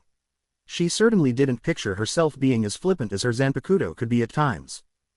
You need a lesson in manners. And you need to be more mindful of your surroundings. After all, someone very special's just shown up. Looking around rapidly, Visilia's eyes widened as she caught sight of none other than Squad 2's 10th seat. That friendly smile she recalled so clearly was on his face again, and her face immediately warmed. My memories. I'm glad the excitement and fear of that day did not mar my recollection. Memories, said her Zanpakuto, and Visilia could already picture the smirk on the spirit of her weapon's face, or dreams. You've had plenty involving him over the past few weeks. Shut up. Welcome back, Captain, he said before turning to the students, good to see you three again. Itachi nodded. How've you been, Shisui? Pretty well, he replied, I'll fill you in later, all right. Sounds good, said Itachi. Are you going to be our tour guide? Asked Jiraiya. That's right, said Shisui. Captain, I can take them from here if you want me to. Yoruichi smiled. Sounds good. I've still got some pre-mission planning to go over with Kazuki and Soy Fawn, so if you can help get them settled in I'd appreciate it. Consider it done, said Shisui. Yoruichi nodded. Thanks. Let's go, Soy Fawn. As you command, Lady Yoruichi, said her bodyguard. As Yoruichi and Soy Fawn left, Visilia became acutely aware of Shisui's gaze shifting to her. She tried her best not to blush and hoped she didn't look as nervous as she felt. His warm smile helped calm her nerves a little bit. Visilia Draken, right, how've you been? I hope your wounds from that joint operation with Squad 10 haven't been bothering you. He remembers. Shocker. I thought I told you to shut up. She hastily cleared her throat and smiled. I've been very well, thank you. The injuries I took last year have healed nicely, and the remaining scar I wear is a reminder to myself to not become complacent. Had you not been there, I fear that I would not be alive today to take that lesson to heart. I owe you a great debt, 10th seat Uchiha. Shisui laughed. Please, just call me Shisui. No need to be formal, Miss Draken. Visilia nodded. I see. In that case, could you please call me Visilia? Sure thing, he replied. Anyway, welcome to the Squad 2 barracks. Follow me, the least I can do is show you three around before getting you settled in. Since she'd seen Squad 10's barracks before, Visilia had a good idea as to what to expect. There was the training yard, the supply rooms, the kitchen, the meeting and dining halls, offices, and all the other conventional features of a division's home base. However, there were also aspects that Visilia realized were unique to Squad 2's facilities. The Shihoin clan crest was visible in a few areas, and in addition to the regular Squad 2 facilities Visilia also saw buildings that were marked for use specifically by the stealth force. Individual members of the stealth force's subdivisions, including the executive militia, patrol corps, detention unit and more could also be seen going about their business. They carried themselves differently than other Soul Reapers that Visilia had seen in the past, almost like they were prepared to vanish into the shadows at a moment's notice. While she didn't like to think of herself as the type to be ill at ease with such people, she had to admit that the air they gave off was rather eerie. Shisui seemed to catch her discomfort and gave her another smile. Don't mind the stealth force members. Some of them can take a little getting used to, but they're all right. They just operate differently than the 13 court guard squads. Visilia nodded. Right, it's almost hard to believe that Captain Shihoin's their leader. She seems so much brighter, if that makes any sense. It does, said Shisui. That's the kind of woman our captain is. Even though she's the head of a group that operates in the shadows, her energy burns like the sun at the height of summer. She's warm with friends and comrades, but don't let that fool you. When the time comes for a mission, she gets right down to business. Speaking of a mission, said Itachi, have you ever been on one like this? You mean surveying an Andunayan barrow? Asked Shisui. No, this one's a first for me. Not too surprising, Though, finding barrows of the Old Kingdom nowadays is pretty rare. What about the area it's located in? Asked Jiraiya. Any experience going that far north? Shisui nodded. I've been up that way a couple times, though the closest I got to the Whitefell Mountains was just within viewing range. It's a bit chilly out there, but not too bad. There's actually some pretty nice scenery out that way. Definitely a beautiful stretch of the wild, no doubt there. Jiraiya smiled. Too bad this won't be a sightseeing trip. I wouldn't mind the chance to explore a little. Shisui shrugged. Well, it'll still be quite a hike to get up that way, so you'll have time to take in the view. Are there any particular threats in the area that we should be wary of? Asked Itachi. Well, there's always the occasional hollow, Shisui replied. I mean, tracking them is how we stumbled upon the barrow in the first place. Some of the local wildlife can be a bit on the mean side, especially the wolves, but they'll usually back down after you give them a taste of your spiritual pressure. Jiraiya raised an eyebrow. There are predators out there that sense spiritual pressure. Shisui nodded. Yup, it's a phenomenon we've noticed in a few species that roam the wild. They use it both to hunt and to identify threats. Since soul reapers are trained to control their spiritual pressure, it naturally comes across to such predators as different than that of untrained beings. Once they realize what they're dealing with, they'll typically leave you alone. A response to a threat display, Itachi murmured, only instead of conveyed through visual and audio signals, the medium is spirit energy. Interesting. Shisui smiled. The wild's home to all sorts of creatures that we never would have run into in the world we lived in. I doubt we've run into more than a fraction of what's really out there. Squad 12's always got survey teams running around trying to document new species, but the wild's so vast that they've barely scratched the surface. Interesting, said Jiraiya. I wonder if we'll find any of these special beasties while we're up north. I should most certainly hope not, said Visilia. Wolves are easy enough to deal with, but they're hardly the worst that the north has to offer. I'd be much more concerned about the cold drakes that call the Whitefell Mountains home. Itachi raised an eyebrow. Cold drakes. Think dragons, only these ones don't breathe fire, said Shisui. They typically make their home in most mountain ranges up north, not just the Whitefells. They're not as well known as the ones that the Draken clan have tamed in the east, mostly because they don't get around as much. They can't fly and they tend to be more reclusive as a result. Still, they're fiercely territorial, and while they're not particularly fast, their hides are incredibly tough, and their claws can carve through most forms of armor with ease. Visilia shivered just thinking about them. I do hope that Captains Shihoin and Hikafuna have taken such beasts into account. As students, the three of us are hardly qualified to take on a cold drake. Shisui shook his head. You won't have to worry about that. The barrows in the foothills, cold drakes don't usually go down that far. They typically tunnel around in the caves that run through the heart of the Whitefells and feast on the creatures that inhabit them. This barrow shouldn't be anywhere close to their territory. I hope you're right, said Itachi. Shisui shrugged. Well, if I'm wrong, then at least the captain will be able to get a decent workout in. You might get to see her unleash her Shikai.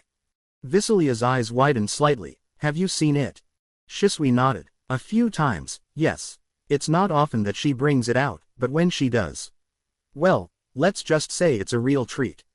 Jiraiya grinned. Well, don't stop there. Give us the goods. Shisui chuckled as he shook his head. Sorry, but I'm afraid that's all you're going to get out of me on that matter. It's considered bad form to talk about a captain's zanpakuto with someone that hasn't even officially joined the 13 court guard squads yet. Itachi nodded. I understand. Forgive us for our impropriety. Shisui laughed. Ah, Itachi, you haven't changed, still as serious as ever. Visilia was surprised to actually see Itachi smirk a little at that. I'd like to think that I've gained a little flexibility in death. And even in life, I seem to recall that I wasn't entirely without a sense of humor. I believe I even made you spit out your drink from laughter on at least one occasion. Maybe once, Shisui allowed, but that's all. If you insist, Itachi replied. It felt strange to hear her classmate talk about his past life so casually. Part of it of course came from the rules of etiquette that had been ingrained into Visilia since childhood, but there was also the simple fact that, unlike her three companions, she'd never actually died before. Being born into the Soul Society, particularly into one of the 5 great noble houses, might have been a blessing, but it also meant that she was lacking a means to relate to the perspective of the vast majority of its denizens who were part of the great cycle of souls traversing between the afterlife and the realms of the living. Shisui, Itachi, Jiraiya, she thought, they've all ridden the wheel of life and death and have been born anew. And here I am, struggling to truly understand what that really means for them. Which realm of the living did they come from? How did they die? And how did they come to be so at ease with their deaths? You could always ask them. It wouldn't be proper. Perhaps, but that doesn't change the fact that it's what you want. Sometimes she hated the link between Soul Reaper and Zanpakuto. The power boost that one gained from establishing and growing their rapport with their weapon spirit was fundamental to the evolution of the Soul Reaper, but the access the Zanpakuto had to the wielder's thoughts and feelings could be downright unnerving. You'll get used to it. Besides, it's not like I have to read your mind to know what you're thinking. Believe me, I wish that weren't the case. Here we are, said Shisui as the four of them came to a stop in the barracks. These 2 rooms will be yours for the night. Itachi, you and Jiraiya are in the one on the left. Visilia, yours is on the right. Visilia nodded. Thank you, although it isn't necessary to provide me with solo accommodations. I do not require special treatment. Shisui shook his head. Maybe, but it's what the captains assigned you. Take it for what it is and don't overthink it. Understood, she replied. Thanks for the tour, said Jiraiya. I hope we haven't missed dinner. I could use a bite to eat. Itachi nodded. Yes, I suppose we could all do with some nourishment. Is the barracks kitchen still open? Yup, Shisui replied. Feel free to head on over and grab some dinner. You can find your way back here later, right? I think so, yes, said Itachi. Good, said Shisui. Come find me later, we still have some catching up to do. As much as Visilia might have liked to eavesdrop on a conversation like that, she knew it wouldn't be proper. Her curiosity could be put on hold for the moment, though. After all, it would take the several days at the very least to reach their destination. She'd have plenty of time and opportunities to learn more about Squad 2's fascinating 10th seat. Thank you very much for showing us around, Shisui, she said as she bowed her head. I look forward to working with you on our mission. He gave her that friendly smile of his, and once again she felt her heart skip a beat. Same here. Make sure you rest up tonight. We'll be leaving bright and early tomorrow morning. Of course, she said. Until tomorrow, then. Sitting at the edge of the training yard, Itachi looked up at the night sky. The moon wasn't quite full, but it still bathed the Squad 2 barracks in evening light. Rather tranquil, all things considered, he mused, rather surprising when one remembers that people practice for combat here. There you are, said a familiar voice from behind him. Thought I'd find you here. Itachi didn't need to turn around to know that it was Shisui. His old friend came up and sat down next to him, passing him a cup with wisps of steam coming up from its contents. Brought you a little treat, he said with a smile. You still like your tea this way, right? Itachi took a sip and nodded. Yes, I'm surprised you remembered after all these years. Shisui shrugged. Some things never change. Indeed, Itachi replied. There was a moment of silence before Shisui spoke again. I've been trying to squeeze in a few trips to the Rukan district in between assignments. As vast as the place is, you can still run an organized search if you plan accordingly. Itachi's eyes narrowed. He knew where this was going. You've been looking for our clan. Any progress? Shisui shook his head. Not yet. It's been slow going, and it's not like I can bring in other members of Squad 2 without telling them what it's really about. As flexible and understanding as the captain is, the rules are clear. We can't utilize official resources for personal matters. I understand, said Itachi, although there's always the chance that this personal matter of ours could become an official problem down the line. Shisui nodded. I know, I'm hoping that doesn't become the case, but we can't rule anything out. Once I graduate, I'll do what I can to help, said Itachi. We can probably include Jiraiya in our efforts as well. He'd understand what we'd be trying to do. Shisui smiled. That's good to hear. What about others from our particular realm of the living?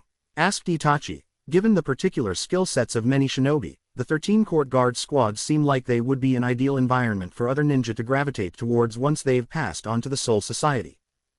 I have given that some thought, said Shisui, and it's a distinct possibility. However, the social taboo within the Seraite about inquiring into which particular realm of the living someone came from before joining the 13 court guard squads makes an internal search rather difficult. Who we were in our past lives isn't supposed to matter once we join the ranks of a division. A noble ideal, but it may not hold up so well in practice, Itachi pointed out. After all, you know as well as I do the kind of ambitions members of our clan harbored. Some of them would have been right at home with the sovereigntists of old. Ah, So you've been given the history lesson that the academy refuses to grant its students, said Shisui. You're right, of course. Not all of them would have been of that mindset, though. Even then, the clan did have some legitimate grievances. Itachi nodded. That's true. The confinement for the purpose of surveillance that was imposed in the later years was particularly egregious. In fact, that measure taken by the village elders and the Hokage may have ultimately been what turned the clan's resentments into the fuel for their conspired coup. Shisui sighed, in turn necessitating us turning against them. You know, I'm still amazed that they never figured out that the supposedly brightest stars of the Uchiha clan had actually become moles for the Hidden Leaf village. Considering that our clan was in charge of the village's military police, you'd think that they would have taken measures to prevent someone from the inside flipping and taking the side of the village. Itachi closed his eyes and took a sip of his tea. They were arrogant. They believed that the clan was a unified body and never contemplated the possibility that individual members might hold opposing viewpoints. We bore the Uchiha name, so that was enough in their eyes. They may have suspected my hand in your death, but that was in reaction to circumstance. Even at that late stage, they still had no idea that you and I had turned against them years ago. Bet the last person they were expecting to become the instrument of their destruction was you, said Shisui grimly. Of course, it's not like you wanted to take on that role. Itachi shook his head. No, although. Shisui raised an eyebrow. What is it? I didn't act alone against the clan, said Itachi. In the lead-up to the purge, I actually discovered someone sneaking around the village. It was Madara Uchiha, or so I believed. Shisui's eyes widened in shock. You thought it was Madara? You've got to be kidding. He wore a mask at the time, so I couldn't get a visual confirmation, Itachi admitted. However, I could see his Sharingan through the eye hole in it. Beyond that, though, I could feel his power. That's why when he gave me that name, I was willing to believe it. I hadn't expected him to still be alive, but I guess someone as strong as him could go on a long time before finally succumbing to old age. Looking back now, I don't think it was actually him, but his power was formidable just the same. Shisui nodded, although he still looked a bit shaken by the news. I see. So, how do you talk the man you believe to be the most powerful Uchiha in the history of the clan into helping you wipe it out? It actually wasn't that hard, Itachi replied. You know the history as well as I do. You know the resentment Madara held against the clan for being ostracized in the past. My impending operation gave him the means and an accomplice, so it was an alliance of convenience. If this was an impostor simply using Madara's name, he was willing to remain in character to the point of acting on that resentment. When we struck, he attacked our clan's military arm in the police force. I purged the civilian portion of the clan. Since they were concentrated in the compound, it was a relatively straightforward affair. Shisui grimaced. That compound was probably designed with that purpose in mind. I wouldn't put it past the likes of Danzo and the elders. Agreed, said Itachi. So, what happened to Madara, or whoever this guy really was when it was all over? Asked Shisui. Itachi shook his head. I tried to keep tabs on him during my time in the Akatsuki, but it wasn't easy. He kept a low profile while I was alive, and finding even hints about his true intentions was difficult. Besides, by that point I was fully immersed in my cover as a member of the Akatsuki. Trying to dig up information on him without great caution would have drawn unwanted attention from others in the group. Good point, said Shisui. Well, if he's still alive all these years later, then we'll have to trust the ones we left behind to deal with him. Itachi nodded. Yes, however, if he's passed on, then he's our concern. What makes you say that? Asked Shisui. The stories all say that Madara's grudges were with the Uchiha clan for ostracizing him in the Hidden Leaf village for denying him power. He may find members of the clan here in the Soul Society, but the village belongs to the shinobi realm of the living. Besides, in all likelihood the clans scattered across the Soul Society, even tracking just one member down would be a colossal undertaking for him. Of course, all this is assuming that his soul didn't end up in hell instead. I wound up here, even after everything I've done, Itachi pointed out. I'm not ruling anything out at this point. Shisui sighed. Look, I'm sure it was brutal, but what you did wasn't for power or revenge, it was for peace. You're not like Madara or whoever his impostor was, Itachi. That distinction doesn't mean much to those that I murdered, said Itachi grimly. Whether they died by my hand or Madara's, the members of our clan met the same fate either way. Shisui shook his head as he stood up. I could stay up all night arguing about this with you, but we've got a mission tomorrow. There's no point in wearing ourselves out over the past when the future's right in front of us. Don't forget that you're in training to become a Soul Reaper. Once you graduate, your past has no bearing on who you are here. A nice sentiment, said Itachi as he joined him, but I think we both know that it's not so simple. Then you'll just have to make peace with it, one way or another, said Shisui. I hope you're able to do so. It'd be a shame if you got yourself killed here because you're too wrapped up in what happened in your old life. I'll try to keep that in mind, Itachi replied dryly. The next day, sitting with his legs crossed and his right hand held out in front of him, Jiraiya focused intently on the palm of his right hand. After a few seconds it began to glow with blue and white spirit energy, which began emanating upwards in wisps. His eyes narrowed as he then brought his left hand over and held it in the air about half a foot over his right. Bringing all his focus to bear, he was rewarded with the sight of the gathered spirit energy beginning to rotate. That's it, he said softly, come on. The tempo of the rotation began to increase, as did the concentration of spirit energy. It soon began to coalesce into a recognizable form, a whirling ball of power. Now for the hard part. He put all his focus into stabilizing the sphere. Jolts of energy arced from its surface, but after a few seconds they began to subside. His confidence growing, Jiraiya cautiously began to remove his left hand from the top of the sphere. Only for the whole damn thing to explode right in his face. Ah, he cried out as he was blown backwards. He fell flat on his back a few feet away from where he'd been sitting. Picking himself up, he went over to a nearby stream to survey the damage. Thankfully, it didn't look that bad. His face had a few minor scorch marks and bits of his hair had been blackened, but it was nothing permanent. He couldn't help but smirk as he studied his reflection. Man, if Naruto could see me now, he muttered. Another misfire, said a familiar male voice from behind him. Jiraiya turned around and laughed when he saw Itachi. Yup, it's a good thing my star pupil's not here, he'd never let me hear the end of this. Itachi nodded. The fourth Hokage's jutsu. You've been working on this for some time now. Jiraiya sighed. It's a lot harder pulling off the Rasengan with spirit energy than with chakra. You'd think after 5 years I'd be able to manage it, but the containment bit's still throwing me for a loop. Perhaps, said Itachi. Still, that misfire was much more powerful than the last time I saw you practice. If nothing else, you seem to be putting more than sufficient energy into the technique.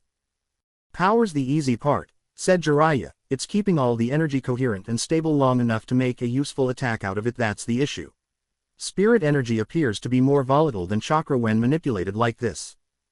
It also appears to be more powerful, though, Itachi pointed out. Once you remaster the containment portion of the jutsu, you'll have a strong technique at your disposal.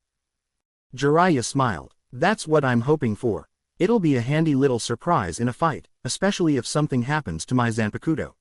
I'm getting close, it won't be too much longer before I have it nailed down. Itachi nodded. I see, you should get yourself cleaned up, we'll be moving on shortly. Don't worry, said Jiraiya, I won't fall behind. As Itachi headed back towards the main group, Jiraiya took a minute to wash his face in the stream. The midday sun's reflection gleamed on the water's surface, and a pleasant breeze blew through the air. It's nice to be out in the wild again, he thought. Sure, the Seraite's pretty and all, but it can feel a little confining at times, especially when you're stuck in the academy. They'd left the Squad 2 barracks well before dawn and had been traveling for quite some time already. Even though this was by no means the full might of Yoruichi's division, it was still a formidable traveling group of about 36 officers and unseated Soul Reapers.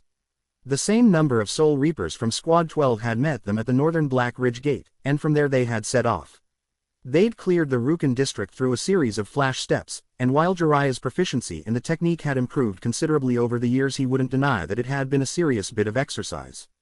Their pace had slowed once they were out in the wild proper, and they had followed the Great Northern Trade Road ever since. This was their first break since setting out, and Jiraiya had a feeling that Yoruichi and Kiryu were doing it more for the sake of him and his fellow students than their own Soul Reapers. I don't think we're that slow. Well, at least not Itachi and I actually. Visily has come along quite well too. I didn't think you were the type to look a gift break in the mouth like this.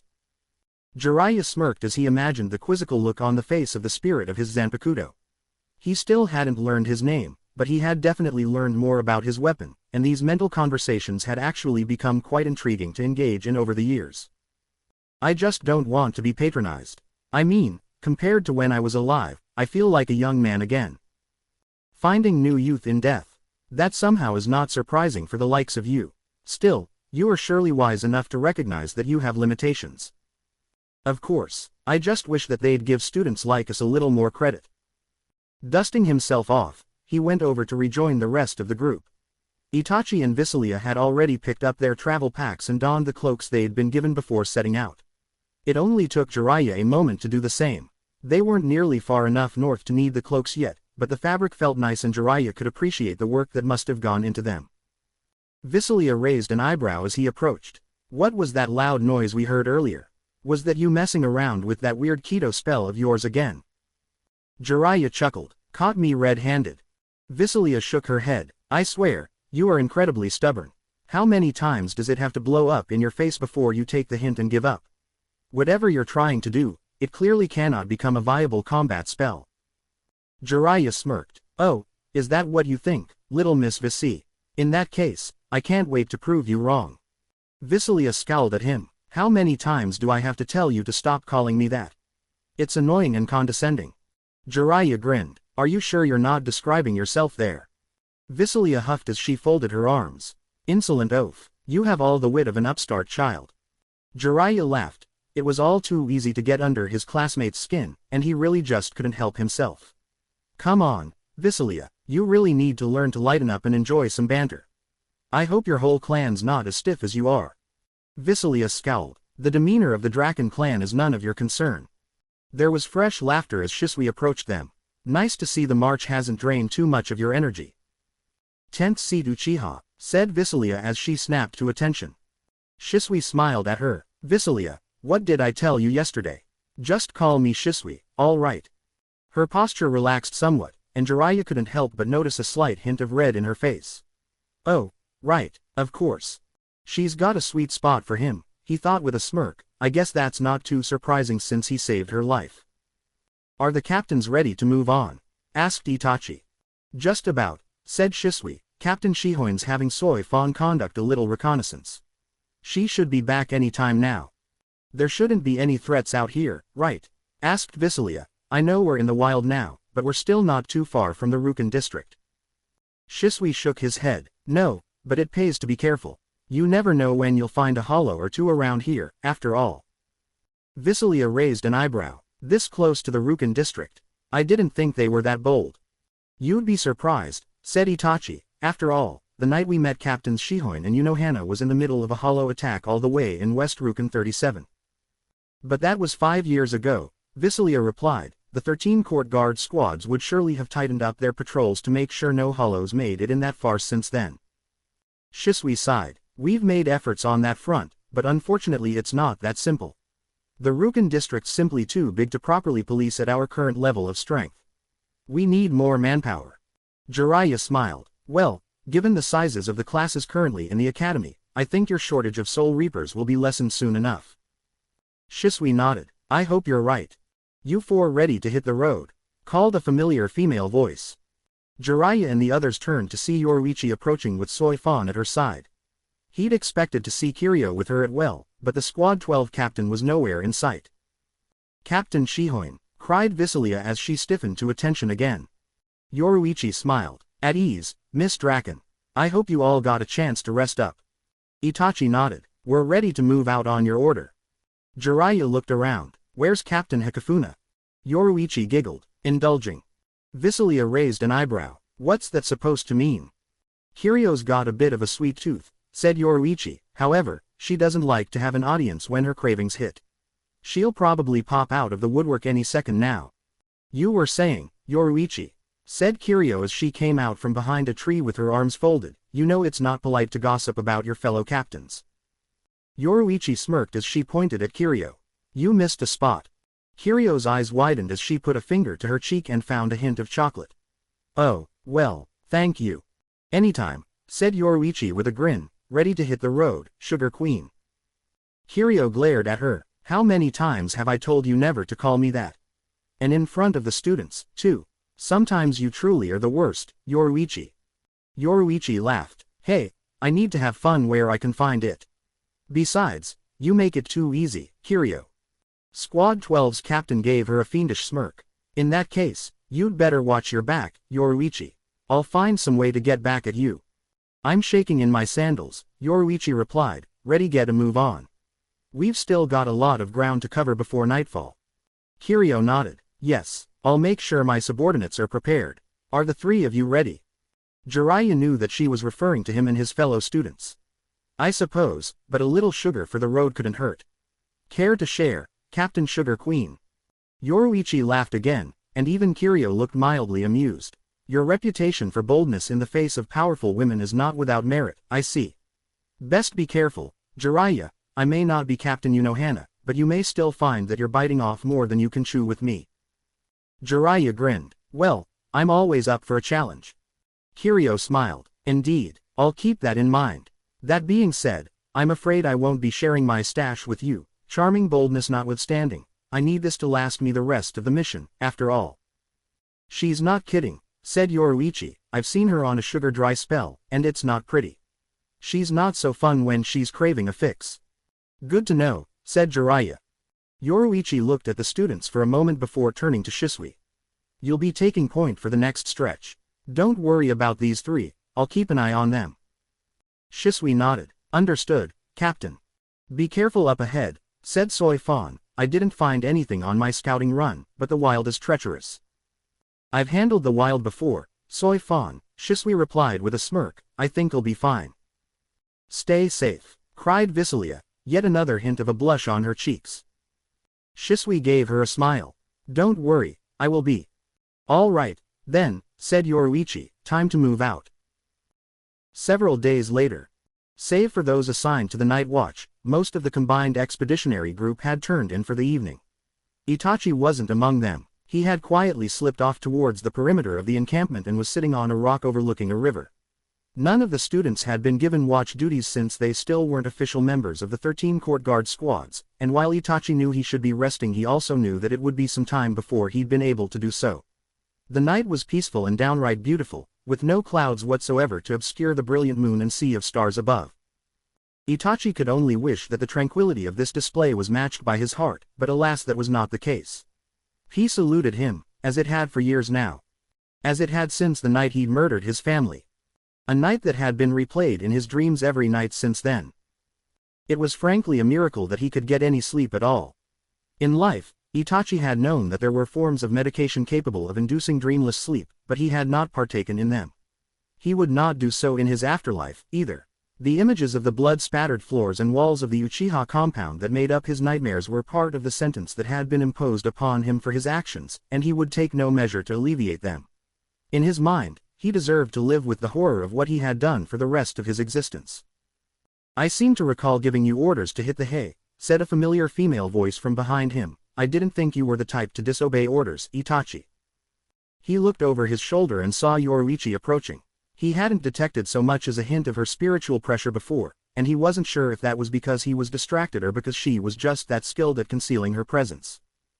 My apologies, he said, I meant no disrespect. She smiled as she came up to him and leaned against the boulder he was sitting on. It's all right, I'm not the type to take that personally. Besides, it's not like this is the first time. Itachi raised his eyebrow. I beg your pardon.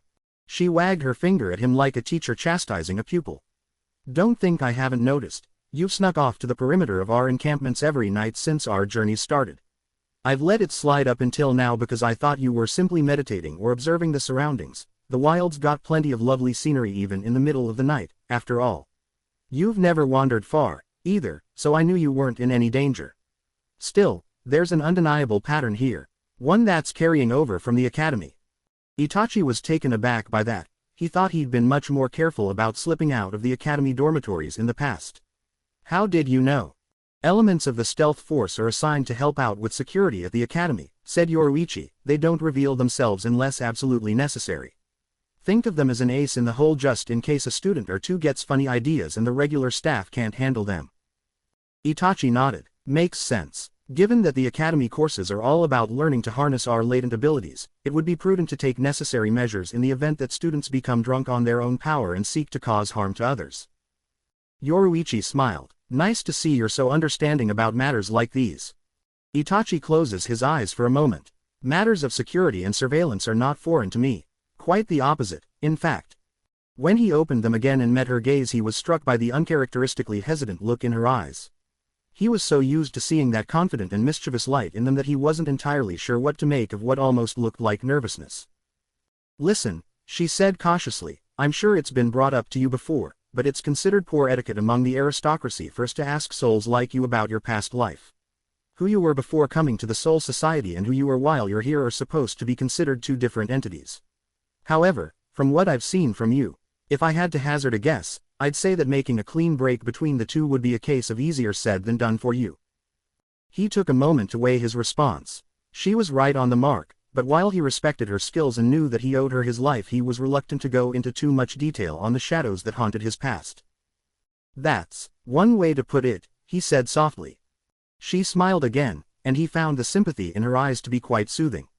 "I thought so. It's not my place to pry, and I'll respect your privacy if you wish, but if there's anything you want to get off your chest, I've got time." He was surprised at just how tempting that offer was. His desire to keep his darkest acts buried ultimately won out over the sudden urge to confess, but it was a much closer contest than he otherwise might have expected. "I appreciate the offer," he said. "I don't mean any disrespect, but for now, I'd prefer to deal with this on my own." Yoruichi nodded. "I understand. It doesn't appear to have affected your studies or your bearing on our mission so far, so I'll let it go for now. However, if this keeps up and I start to notice your performance slipping, I won't drop the matter so easily." "Understood," Itachi replied. She yawned and stretched her arms, the motion looking almost cat-like. "Well, I'm going to get some sleep. Don't stay up all night, you got that? I want you to at least get some rest before we hit the road tomorrow." "I will," said Itachi, "thank you, Yoruichi." She smiled. "Anytime, Itachi." A few days later, huddling inside her cloak, Visilia brushed a handful of snowflakes from her hair. She knew that the northern lands experienced the occasional spring snowfall, but getting used to it was another thing entirely. "I've spent too much time in the Seraite," she thought. "I didn't realize how much I needed a field expedition like this until now. If I'm going to become a proper soul reaper, I can't let something like a little late spring snow bother me." Cold aside, Visilia couldn't help but admit that the northern parts of the wild had a certain rugged beauty about them. The snow-capped Whitefell Mountains loomed prominently up ahead, far larger now than they had been earlier in their journey. Tall fir trees dominated the land surrounding the road, their branches sagging slightly under the weight of fresh powder. The gentle murmur of a running stream was coming from somewhere to the east of the road just out of sight. The air was crisp and clean to the point that it actually felt quite rejuvenating despite the temperature drop. She had to smile as she took it all in. The Draken clan might boast of the exquisite eastern coastlines that formed the backdrop of their principality, but the northern lands had a special charm of their own. It was a lovely change of scenery, more than worth the long journey. "It's really something else, isn't it?" asked a familiar male voice from behind her. Visilia nearly jumped out of her cloak, and her face burned fiercely as Shisui came up beside her. "T-tent Sidu Chiha." Shisui smiled and laughed. "Sorry, I didn't mean to startle you. By the way, don't you remember what I said before about dropping the formalities?" Visilia's blush increased in intensity. "Oh, right, sorry. Don't worry about it," he said. "Still, don't get lost in the beauty out here. This is still the wild, after all. Take it lightly and it will be the last thing you do." Visilia nodded. "Understood, Shisui. How are you holding up?" he asked. "You've been keeping pace pretty well throughout the trip, but I imagine it can't be easy for a student, even one as talented as yourself." Visilia smiled, pleased by his praise. "I appreciate your concern, but I'm all right. I've been practicing my shunpo quite a bit to improve my endurance, and it's not like we've been using the technique this whole trip. I can go as far as the captains need us to." "Glad to hear it," Shisui replied. "How does it feel being out this way?" "We're not in the Starmont clan's principality, but their borders are in the lands beyond the Whitefell Mountains. I've never been this close to the Starmont clan's ancestral homelands," Visilia admitted. "My parents always insisted that the Draken clan's principality was the only one that I should ever visit in my lifetime." "Seems a little close-minded to me," said Shisui. "You should take the chances you get to travel and see as much of the world as possible. Between the Soul Society and the realms of the living, the universe has a lot to offer." "Perhaps," said Visilia, "but we do not become soul reapers so we can travel." Shisui smiled. "I know, but there's no harm in taking advantage of a far-flung mission like this one when the opportunity arises. Distant lands have much to offer, even if it may not be apparent at first glance." Visilia bowed her head. "That's very true. You were quite wise, Shisui. Shisui chuckled. Who, me? I'm not sure if I'd go that far. Maybe Itachi, but me? Well, I just do the best I can. Visilia raised an eyebrow. Really, you seem far more knowledgeable than him. That's only because I've been in the Soul Society longer than him, Shisui pointed out. I've got a much better lay of the land and culture here than he does, although he's a quick study. As far as life experience goes, we've both seen quite a bit, whether it's in the Soul Society or the Shinobi world. Visilia's eyes widened. The Shinobi world, that's the realm of the living you and Itachi are from. Don't forget Jiraiya, Shisui added. Of the three of us, he was actually the most well-known there, and for good reason. He was a powerful sage and warrior, and from what he and Itachi have told me it seems he grew even stronger after my death. It would have been nice to have the chance to meet him while I was alive, but I guess the afterlife works too. Visilia blushed again, her upbringing as a member of the nobility causing her to instinctively recoil from the subject of Shisui's past life even as her curiosity was only further inflamed. The rules of etiquette that had been ingrained into her were telling her to change the subject, but her desire to learn more about the man that had saved her life was begging for her to not let this opportunity go to waste. Hey, are you all right? He asked. Cat got your tongue. You're looking a little red there, Visilia. His mentioning that certainly didn't help matters, but Visilia did her best to reassert control over her expression. Oh, I'm fine. Sorry, I was just processing that, I suppose. I mean, I've heard of the Shinobi world, but from what I understand actual Soul Reaper missions to that particular realm of the living are uncommon. Shisui nodded. That's right, it's because it has a lower overall population than many other worlds, particularly the one known as Terra. There's a long-term observation post for that area held by an assigned Soul Reaper, but reinforcements typically aren't sent unless they fail to send the regular Hell Butterfly update. I see, said Visilia, that's standard procedure for many realms of the living, right? It is, Shisui answered. However, to be honest, I think the Shinobi world could use a little more attention from the Soul Society than what it currently gets. Visilia raised an eyebrow. Really? What makes you say that?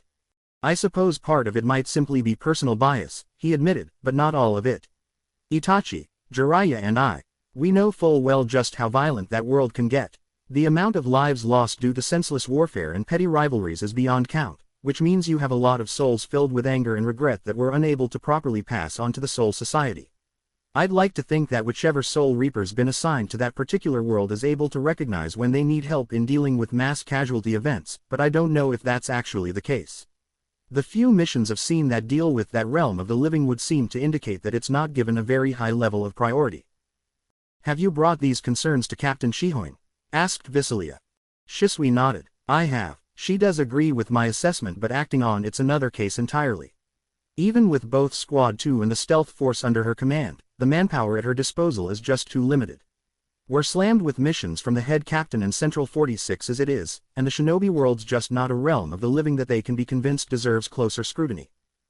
That must be frustrating, said Visilia. More than any division, Squad 2 and the Stealth Force are the ones most responsible for identifying areas of concern so that the 13 Court Guard squads can properly allocate resources. To have your expertise ignored because a particular realm of the living is not considered of high importance by those in the top ranks is an insult to your hard work and dedication. Shisui smiled. I'm glad to see you're on our side in this matter. It is what it is, though, we made our case and the powers that be decided it wasn't good enough.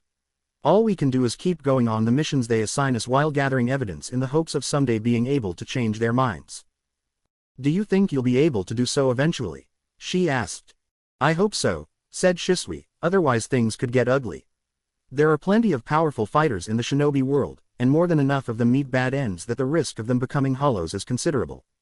Given some of the beasts that I've tangled with since becoming an active Soul Reaper, the thought of those monsters acquiring certain traits of former Shinobi is, well, it's not pleasant. Visilia had no experience with the Shinobi world apart from what she'd heard in passing, but the grim look in Shisui's eyes was all she needed to appreciate just how seriously he took the matter. If a veteran officer was concerned about something like this, then the disinclination of the head captain and the Central 46 regarding concrete action was all the more perplexing. The field reports of officers are supposed to carry considerable weight, she thought, or at least, that's what we've been taught in class. Shisui's taken his concerns to his captain and she's passed them up the chain of command in the standard procedure, yet the potential threat that they've recognized here is being ignored by their superiors. This isn't how the Soul Society is supposed to function.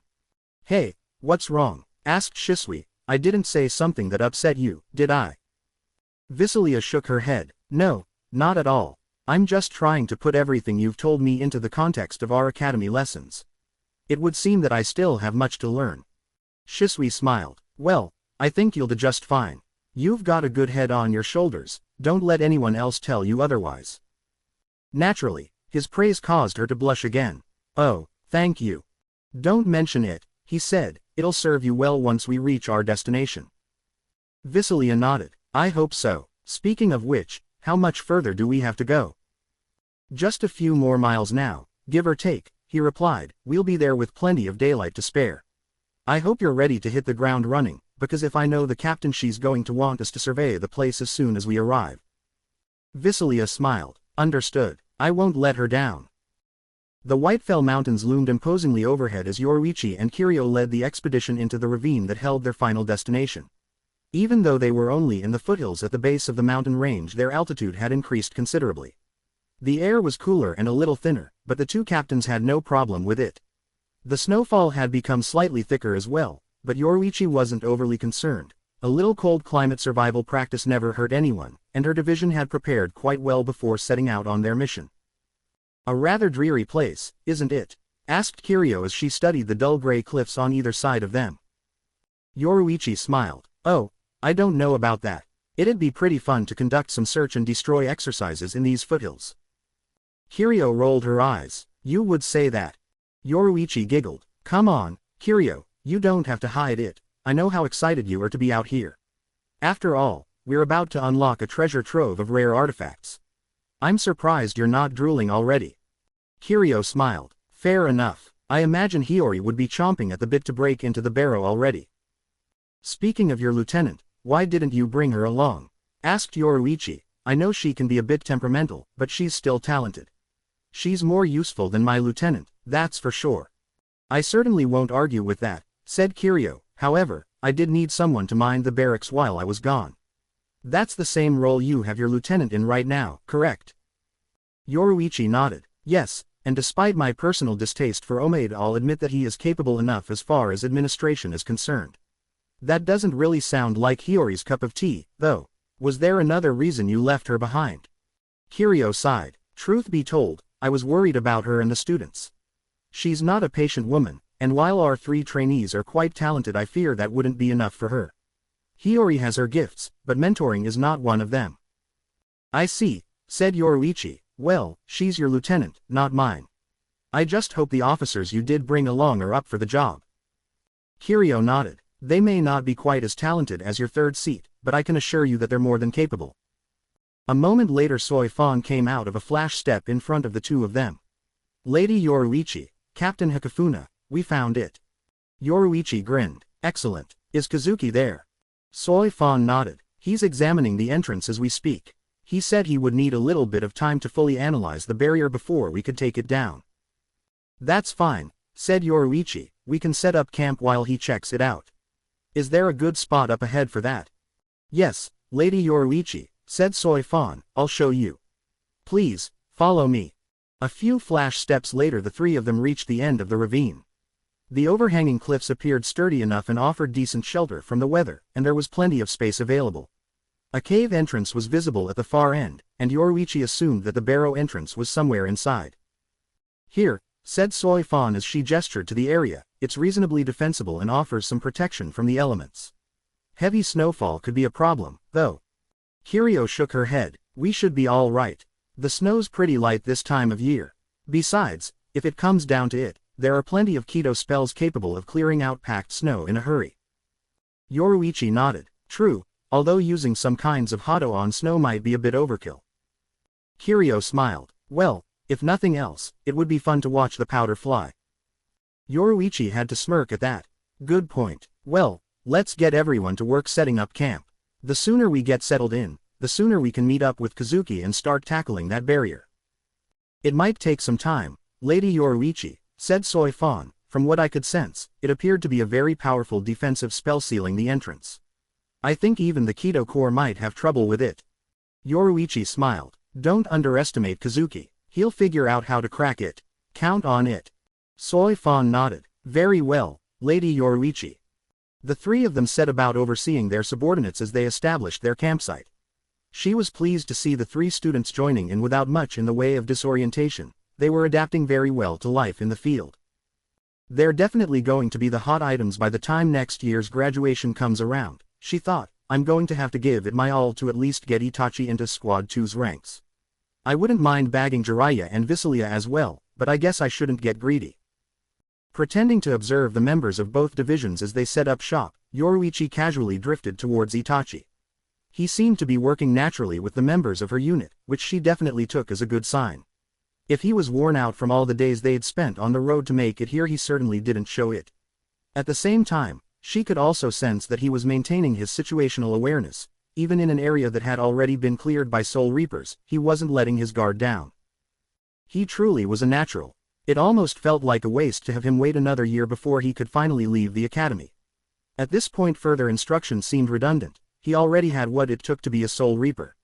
The only instruction that could offer any practical means of improving his abilities at this point were more field missions and the specialized training that a division's barracks and senior officers could provide. Training that she wouldn't mind personally providing once she'd recruited him. It's official. There's definitely something about him, she thought as she headed his way. I can't remember getting this excited over any other potential recruit in the past. The closest that comes to mind is Soy Fawn, but that was more about helping her develop her talents as my bodyguard and friend. With Itachi, it feels different, somehow. It was hard for her put into words. The incredible talent that he'd displayed since she'd first met him definitely played a part, but there was more to it than that. Her conversation with him from a few nights ago hadn't been far from her mind as they'd continued their march, and as she replayed it yet again in her head she couldn't help but recognize something she'd missed the first time around, the sorrow in his eyes when his past life had come up as a topic. He'd displayed an incredible amount of control at the time, but even then Yoruichi had caught hints of what must have been a deep pain that he was keeping buried inside him. She couldn't help but feel somewhat responsible for that. The codes of etiquette that made inquiring into the past of a soul from the realms of the living a taboo subject might have been a product of an archaic aristocracy, but at the same time Yoruichi knew that they existed for a good reason. Whatever experiences in his past life that had led to Itachi becoming so knowledgeable in the arts of combat, stealth and surveillance had clearly taken their toll on him, and she ran the risk of reopening old wounds each time she attempted to prod and learn more. By rights she knew that it wasn't her place to pry into something so personal, but she wanted to dig deeper just the same. It wouldn't be hard to justify it on a professional level. After all, given how keen she was to get him into her division, it was natural that she would want to know more about him so that she could determine how best to integrate him into Squad 2's operations. It was important to have a solid understanding of not only his talents but also who he was as a person in order to make sure that he could continue to grow under her command and come into his own as a member of the 13 Court Guard squads. Any personal demons that he was wrestling with could have a negative impact on his ability to carry out his duties, and as a captain it was her duty to recognize that and confront it appropriately. However, this went beyond the level of professional duty. Itachi was still a student, and even if he was a recruit that Yoruichi had her eyes, she knew that her interest in him was beyond the level of talent scouting or even mentoring. She genuinely wanted to know more about him as a person, and she had for some time. At least since the soul fracture incident. And quite likely even before that. But why? She didn't have a concrete answer. There were a few notions running through her mind, some of them intriguing, but she couldn't put her finger on anything definitive as of yet. There was plenty of time to work that out, though, and since she was out in the field she knew that she had more pressing matters to deal with at the moment. Itachi turned to acknowledge her approach a few seconds later. Is there something I can do for you, Captain? She smiled. Hey, now, what did I tell you about me and formality? You can relax, Itachi. Is it really all right to be informal at a time like this? He asked. We are in the field, and this is a mission. Yoruichi nodded. I'll decide when the time's right for you to be formal with me, all right. Right now, I want you to ease up. Consider that an order. Very well, then, Yoruichi, he said. She smirked. There, that wasn't so hard, was it? I suppose not, he replied. What can I do for you? You can tell me how you're holding up, she said. We had quite the hike to get here. And you got less sleep than the others. He nodded, understanding clear in his eyes. I'm still fit for duty. I'm not about to let my evening reflections get in the way of the mission. She couldn't detect any signs of weariness, so for now she was willing to give him the benefit of the doubt. All right, then. Anyway, you can leave the rest of the camp setup to the others. Come with me. He looked puzzled. What for? Yoruichi grinned. We came all the way out here for the barrow, right? Seeing as how you're the top student in your class, I figure it's only right that you get the first peek at the entrance. Consider it a reward for all your hard work. What about Jiraiya and Visilia? Asked Itachi. Yoruichi shrugged. They'll get their chance soon enough. Come on, you should get a good look before a crowd starts to gather back there. Itachi nodded. Very well, then, and thanks. Anytime, she replied, let's move. They didn't utilize Shunpo, but Yoruichi nonetheless set a relatively brisk pace as she led him to the entrance of the cave at the back of the ravine. She held out her right hand with the palm facing upwards. Bakudo 3. Hako Gaido. She called out. Once the small blue-white orb situated itself over her head, providing sufficient illumination, Yoruichi led the way into the cave.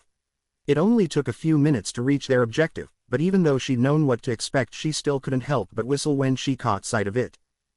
They really built 'em big back then, didn't they? She said.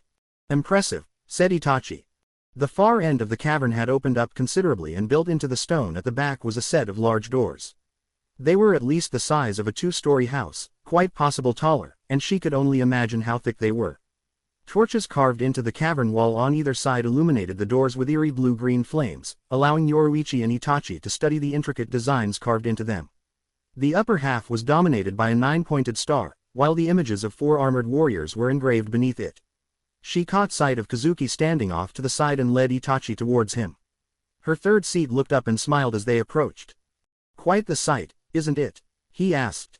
Yoruichi smiled. You could say that. Did you light the torches, or were they like this before you arrived? Asked Itachi. The latter, Kazuki answered. In fact, I'm willing to bet that these things have remained lit since the barrow was first sealed.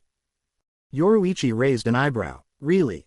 Kazuki nodded. Yup. There are traces of powerful spirit energy in the flames. Whoever cast them wanted to make sure that they lasted through the ages.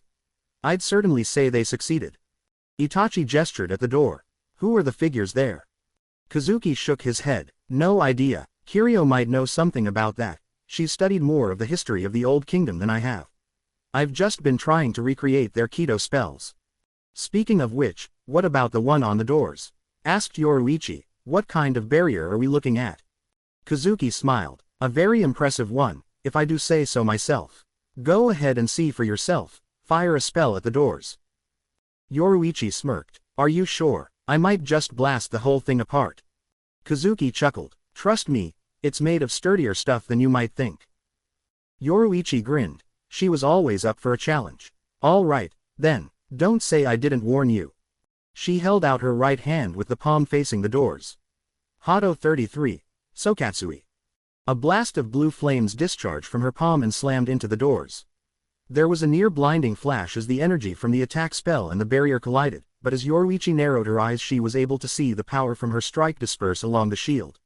The blue energy was channeled into 9 specific points, 3 along the middle where the doors met, 3 on the far right side of the doorway, and 3 on the left. Those 9 points glowed as they gathered the blue energy from her spell before dimming again. Interesting, she said as the light faded. It looks like a multi-node absorption barrier. That's some seriously high-level spell casting right there. Kazuki nodded. Yup, a simple offensive spell like the one you used merely has its energy divided amongst the nodes once it hits the barrier. The power from the spell is then used to fuel the barrier. Every time you attack, you actually make it stronger. Fascinating, Itachi murmured. Our Kido instructor has never made any mention of such a defensive technique before.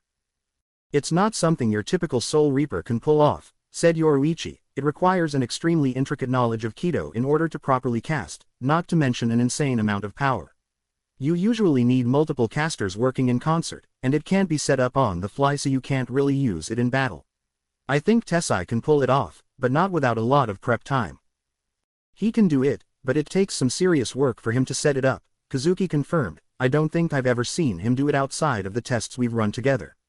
Multi-node absorption barriers are really only good for something you're looking to protect long-term. Like fortifications, said Itachi, or a tomb. Correct on the second, not so much on the first, said Kazuki. Multi-node absorption barriers are only really effective over a limited area. You can try to add more nodes as you stretch the barrier further, but eventually it collapses under the weight of its own complexity and power. Besides, the knowledge required to set these things up is pretty obscure. Apart from Tessai and a few others, the technique is just not practiced in the modern era. It was much more prominent in the Old Kingdom, though. Itachi nodded. I see. So, how do you take it down? Well, the easiest way is to find the original caster or casters and have them dispel it, Kazuki replied. Unfortunately for us, given the age of this tomb, said casters are long dead. That leaves us two options, brute force or subtlety. Kiryu and I could pull off the first, said Yoruichi. I bet if we blast the walls on either side of the doorway we could punch our way into the barrow. However, we could cause a cave-in and get us all killed, not to mention damage or destroy the artifacts that we're after. Subtlety sounds preferable, said Itachi dryly. Any ideas? A few, said Kazuki. I need more time to probe the barrier, though. How much time? Asked Yoruichi. Kazuki studied the doors for a moment before turning to her again. Mind if I make this an all-nighter? I just want to be sure that I'm not missing anything. I should have a solution for you by morning. Yoruichi shrugged. I don't see why not. We came all this way, and I'm sure everyone else could use a break. If you're willing to work overnight on this, then have at it, Kazuki. If you need help, you know where to find the rest of us. Kazuki smiled. Don't worry. By the time you finish breakfast tomorrow morning I'll have figured out our way inside. Yoruichi grinned. I'll be holding you to that. Catch you later, Kazuki. Are you sure this is all right? Asked Itachi as the two of them turned around and headed for the mouth of the cavern. Yoruichi smirked. A student questioning a captain. You were a bold one, Itachi. He bowed politely. I meant no offense. And I didn't take any, she replied, so don't worry about it. I just so happen to agree with you that subtlety is preferable for this situation, and I don't mind waiting another night for it to bear fruit. If Kazuki says that he'll have a solution by morning, that's all I need to hear. He wouldn't brag like that on an important mission like this if he couldn't back it up. So, what do we do now? He asked. We grab some dinner and take a load off, said Yoruichi. Kiryu will probably come back here later to help Kazuki out, she tends to like puzzles such as this one. Between the two of them, I'm sure they'll get us into the barrow. After that, it's just a matter of surveying for booby traps and taking inventory. Itachi nodded. What kind of traps should we be expecting? Yoruichi rubbed her chin in thought. Good question. Data on the inner workings of Andunayan barrows is rather scarce. We might have some old-fashioned spike pits or giant stone balls to deal with, or there could be something more complex. Based on the kind of barrier they got at the entrance, the latter wouldn't surprise me. How do you intend to deal with them? Asked Itachi. Yoruichi grinned. Believe it or not, that's actually part of the reason why I brought Shisui along. He may be a gifted fighter and scout, but I've also noted over the years that he's got a real knack for sniffing out ambushes and other nasty surprises. He'll be on point once we breach the barrow. Kiryu and I have already briefed him over every bit of knowledge in our possession regarding tombs like this, the rest will be up to him. I see, said Itachi quietly. Yoruichi sighed. Look, I know you two are friends, so I won't blame you if you've got reservations about the role I have for him in this plan. I wouldn't ask this of Shisui if I didn't trust his abilities. She was surprised to actually see a small smile appear on his face. No, it's all right. In fact, I happen to completely agree with you. Back when we were alive, Shisui and I trained together and fought side by side several times. I know what he's capable of, and I'm sure his skills have only improved since then. The mission you've picked for him is one that I know he'll accomplish. Yoruichi smiled, both relieved and flattered by Itachi's praise of her 10th seat. I'm glad you feel that way. Thanks, Itachi. You're Squad 2's captain and Shisui's superior officer, Itachi replied. If Shisui is willing to place his life in your hands, then that's enough for me. I trust his judgment and yours. She studied him closely. You two really were good friends back when you were alive, weren't you?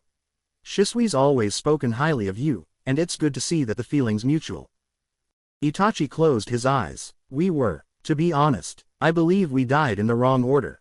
I should have been the one to pass on first. Shisui had so much more to offer the world than I did.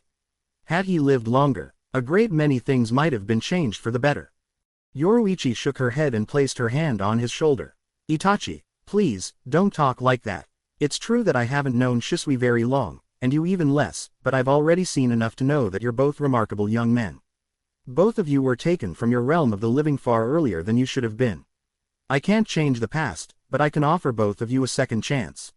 Life in the 13 court guard squads isn't easy, but I firmly believe that the two of you could do far greater good here than you ever could in life. Our actions do not just affect the afterlife, but all of creation. The ripples may be subtle, but one way or the other they are felt. Your life has just as much value as Shisui's, never say otherwise again. Do you understand? He smiled again, although she could detect a hint of melancholy behind it. Is that an order? Yes, said Yoruichi, and it's one I'll make sure to enforce once you join my division. Your second life has just begun, Itachi, and I want you to make the most of it. Itachi nodded. Very well, then, I'll keep that in mind. Yoruichi grinned. Good. Now, let's go grab a bite to eat. The next day. Are you ready for this? Asked Shisui as he led Itachi, Jiraiya and Visilia into the cave. Visilia nodded. As ready as we're ever going to be. Is the barrier still up? Asked Jiraiya. For now, yes, Shisui replied, but if I know the captain in our third seat, it won't be for much longer. It will be interesting to see how they take it down, Itachi murmured. Indeed, it was something that he was quite looking forward to witnessing. When Kazuki had demonstrated the barrier to Itachi and Yoruichi the night before, he had been most impressed with it. During his time as a shinobi, Itachi had encountered his fair share of sealing and barrier jutsus, but the energy field that protected the entrance to the Andunayan Barrow was something else entirely. As defensive mechanisms went, it was comprehensive and powerful. If his Sharingan were awakened, Itachi felt that he could have found a way to pierce it, but unfortunately, he had yet to reach that particular stage of his second life. His powers were developing at a reasonable pace, but it seemed that awakening the fabled eyes of the Uchiha clan took longer as a soul than as a human in the realm of the living. He wondered if Shisui had had a chance to study the barrier with his Sharingan. Itachi knew that his friend was trying to keep the power of his eyes a secret from the Soul Society, and with Kazuki studying the barrier overnight, he doubted Shisui would have been able to get more than the briefest peek at it with his Sharingan before Squad 2's third seat took notice. He more than understood his friend's desire to keep their clan's bloodline trait hidden, but at times like this he wondered if that was really such a good idea. It would be most useful right now, he thought as they made their way through the cave, and I believe Yoruichi at the very least could be entrusted with its secrets. They came around a corner and found the barrow doors looming before them, as impressive and intimidating now as they had been the night before. Kazuki was standing before them, as were Yoruichi, Soifan, Kiryu, and most of the members of Squads 2 and 12 that had come along on the expedition. Yoruichi grinned when she caught sight of them. Hey, about time you all showed up. I'd hate for you to miss all the fun. Kiryu was practically bouncing on her heels in excitement. Oh, yes, this is going to be a real treat. Shisui smiled. I take it we have a way in. Yup, said Kazuki, it took a little while, but I think I've got it. So, said Itachi, what can we do to help? Kazuki shook his head. Sorry, but I'm afraid you students lack the kind of power that's needed to breach the barrier. We'll handle this. Jiraiya sighed. That bites. I hate sitting on the sidelines. Don't worry, said Yoruichi, you'll be able to help out once we're inside the barrow. In time, we have no doubt that your powers will grow to the point that you'll be able to take part in tasks like this in the future, Kiryu added, but for now, I'm afraid you're not at that point yet. There's no shame in recognizing that. What will you do? Asked Visilia as she nodded at the door. That barrier's a formidable one. Kazuki nodded. Multi-node defense barriers are some of the toughest ones out there. However, they're not invincible. While the nodes working in concert are quite efficient at dividing up energy amongst themselves before absorbing it, they can be overwhelmed if targeted individually with sufficient strength. That's why only captains and senior officers can take part in breaching the barrier. He gestured at the doors, and Itachi realized that 9 paper markers had been attached to them since he'd last seen it. Each one corresponded with a node in the barrier, and he realized what they were: target designators. The barrier itself isn't visible unless it's directly attacked, he thought, so you need a way to distinguish where the nodes are even when you can't see the shield. I believe I understand what third seat Urahara has in mind. Yoruichi, Kiryu, and Soifan stepped forward, along with several other Soul Reapers. Kazuki joined them, and they all began an incantation. Strike, Lord of Tempest and Thunder. Make your fury known to men and beast alike, lest they forget the higher order of the world. Hado 4. Byakurai. Rather than using the open hands method, every caster fired the spell using the more precise index finger approach. While the spell itself was a low-level attack, the amount of power behind it with a full incantation was orders of magnitude greater than what a student like Itachi was capable of when cast by the captains. When Yoruichi and Kiryo's attacks were combined with those of their subordinates, it became a display of spell-casting strength the likes of which Itachi and his fellow students could only marvel at. Every line of blue-white energy unleashed by the Soul Reapers converged on a single point, the node at the exact center of the barrier. There was a bright flash as the barrier activated to absorb the attacks, but Itachi saw the central node glow with the same bright blue energy as the Kido spell striking it before suddenly bursting like an overripe fruit. Ripples of residual power from the spells flowed across the remaining nodes, but from the way the barrier was suddenly fluctuating it was clear to Itachi that it had taken considerable damage. Impressive, he muttered. Jiraiya grinned. I'll say, a few more of those and the barrier should collapse. Visalia nodded. I hope you're right. The captains and their subordinates shifted their targets and repeated the same process on the center-left node of the barrier. Once again, the node was nailed by pinpoint streams of blue-white energy, and just like the previous one it was overwhelmed and ruptured. The ripples of energy flowing across the rest of the barrier intensified as the remaining nodes struggled to compensate for the loss, and it was clear that the seal was destabilizing. One more ought to do it, said Shisui. Glancing at his friend, Itachi saw his eyes briefly flash red. With everyone else focused on the barrier, Shisui apparently felt like this was a good chance to study the energy field with his Sharingan. It only lasted for a moment, but the small smile that appeared on his face afterwards was enough for Itachi to know that Shisui had gotten sufficient information to verify his previous statement. How can you tell? Asked Visalia. Shisui turned to her, his eyes already back to their normal obsidian color. Oh, I've just got a knack for reading situations like this. Spend enough time in the field and eventually you'll pick it up too. Itachi had to suppress a chuckle. A dodge like that was classic Shisui. It really was good to have his old friend back. That didn't mean he wasn't concerned, though. Yoruichi told me that you'll be on point once we breach the barrow. Be careful. Shisui turned to him and smirked. Hey, I thought you knew me better than that. I do, Itachi replied, and you know me. Shisui nodded. Yeah, I suppose I do. Don't worry, I'll keep my eyes open. The Soul Reapers made another combined attack, this time on the center right node of the barrier. Once again, the node burst after being flooded with energy, only this time instead of ripples large gashes began to appear in the barrier. Bolts of energy crackled around them as they grew, and Itachi felt a violent spike in spirit energy as the seal began to break down. Jiraiya sensed it too. It's gonna blow. Should we take cover? Asked Visalia. Shisui shook his head. We'll be fine. Trust the captains. Indeed, Itachi could see that both Yoruichi and Kiryo appeared perfectly calm. Both were making sweeping gestures with their hands, and Itachi could sense their spiritual pressure spiking. Ryubi no Joman, they called out in unison. 2 rows of over a dozen large and thick white pillars materialized from above and fell between the Soul Reapers and the doorway of the barrows. There was a large blast just behind it as all the energy held by the barrow's barrier violently dispersed, but while the shield erected by the 2 captains shuddered it did not break. The cavern rocked from the outburst of power, but despite the tremors Itachi did not spot any signs of an imminent collapse. A few moments later the cavern quieted down again, and Itachi saw the 2 captains step forward to closely inspect the barrier they'd erected. Their eyes both seemed to hold a critical gaze, which took Itachi by surprise. In his opinion, the 2 of them had done a remarkable job in constructing a sufficient defense for both themselves and their subordinates on such a short notice. Damn, he heard Yoruichi mutter, mine's got some cracks. Kiryo sighed. Mine as well. That's embarrassing.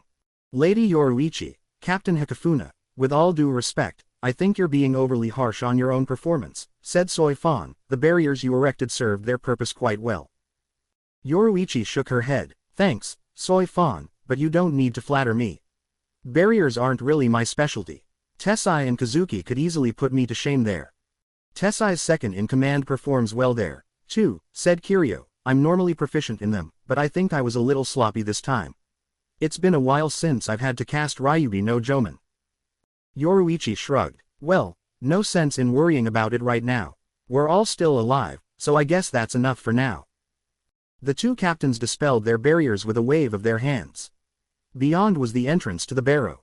The doors were still intact and appeared undamaged, but Itachi could no longer sense the power of the multi-node barrier. It had been completely dispelled. That's amazing, Visalia muttered, so that's the power of the captains. Jiraiya leaned forward. Are we really in the clear? I wouldn't be surprised if that barrier wasn't the only thing protecting these doors. Itachi turned to his old friend. Shisui. Shisui shook his head. I didn't see anything earlier, but I was just focusing on the barrier. Kazuki's been studying it a lot longer than I have, though, so if there are any other hurdles for us to get through apart from the doors themselves in order to enter the barrow, I'm sure he's spotted them. Their gazes turned to Squad 2's third seat as he studied the doors. After a moment they saw him turn to Yoruichi and nod. All right, he said, take a whack at it. Yoruichi grinned. Don't mind if I do. Itachi could only watch in bemusement as the lovely captain stepped in front of the doors. For a few moments she simply folded her arms as she studied them, only to take Itachi and his fellow students completely by surprise by suddenly kicking the doors. Hard. One blow dead center was all it took for Yoruichi to violently open both doors, and Itachi was amazed that they weren't outright shattered from the force of the impact.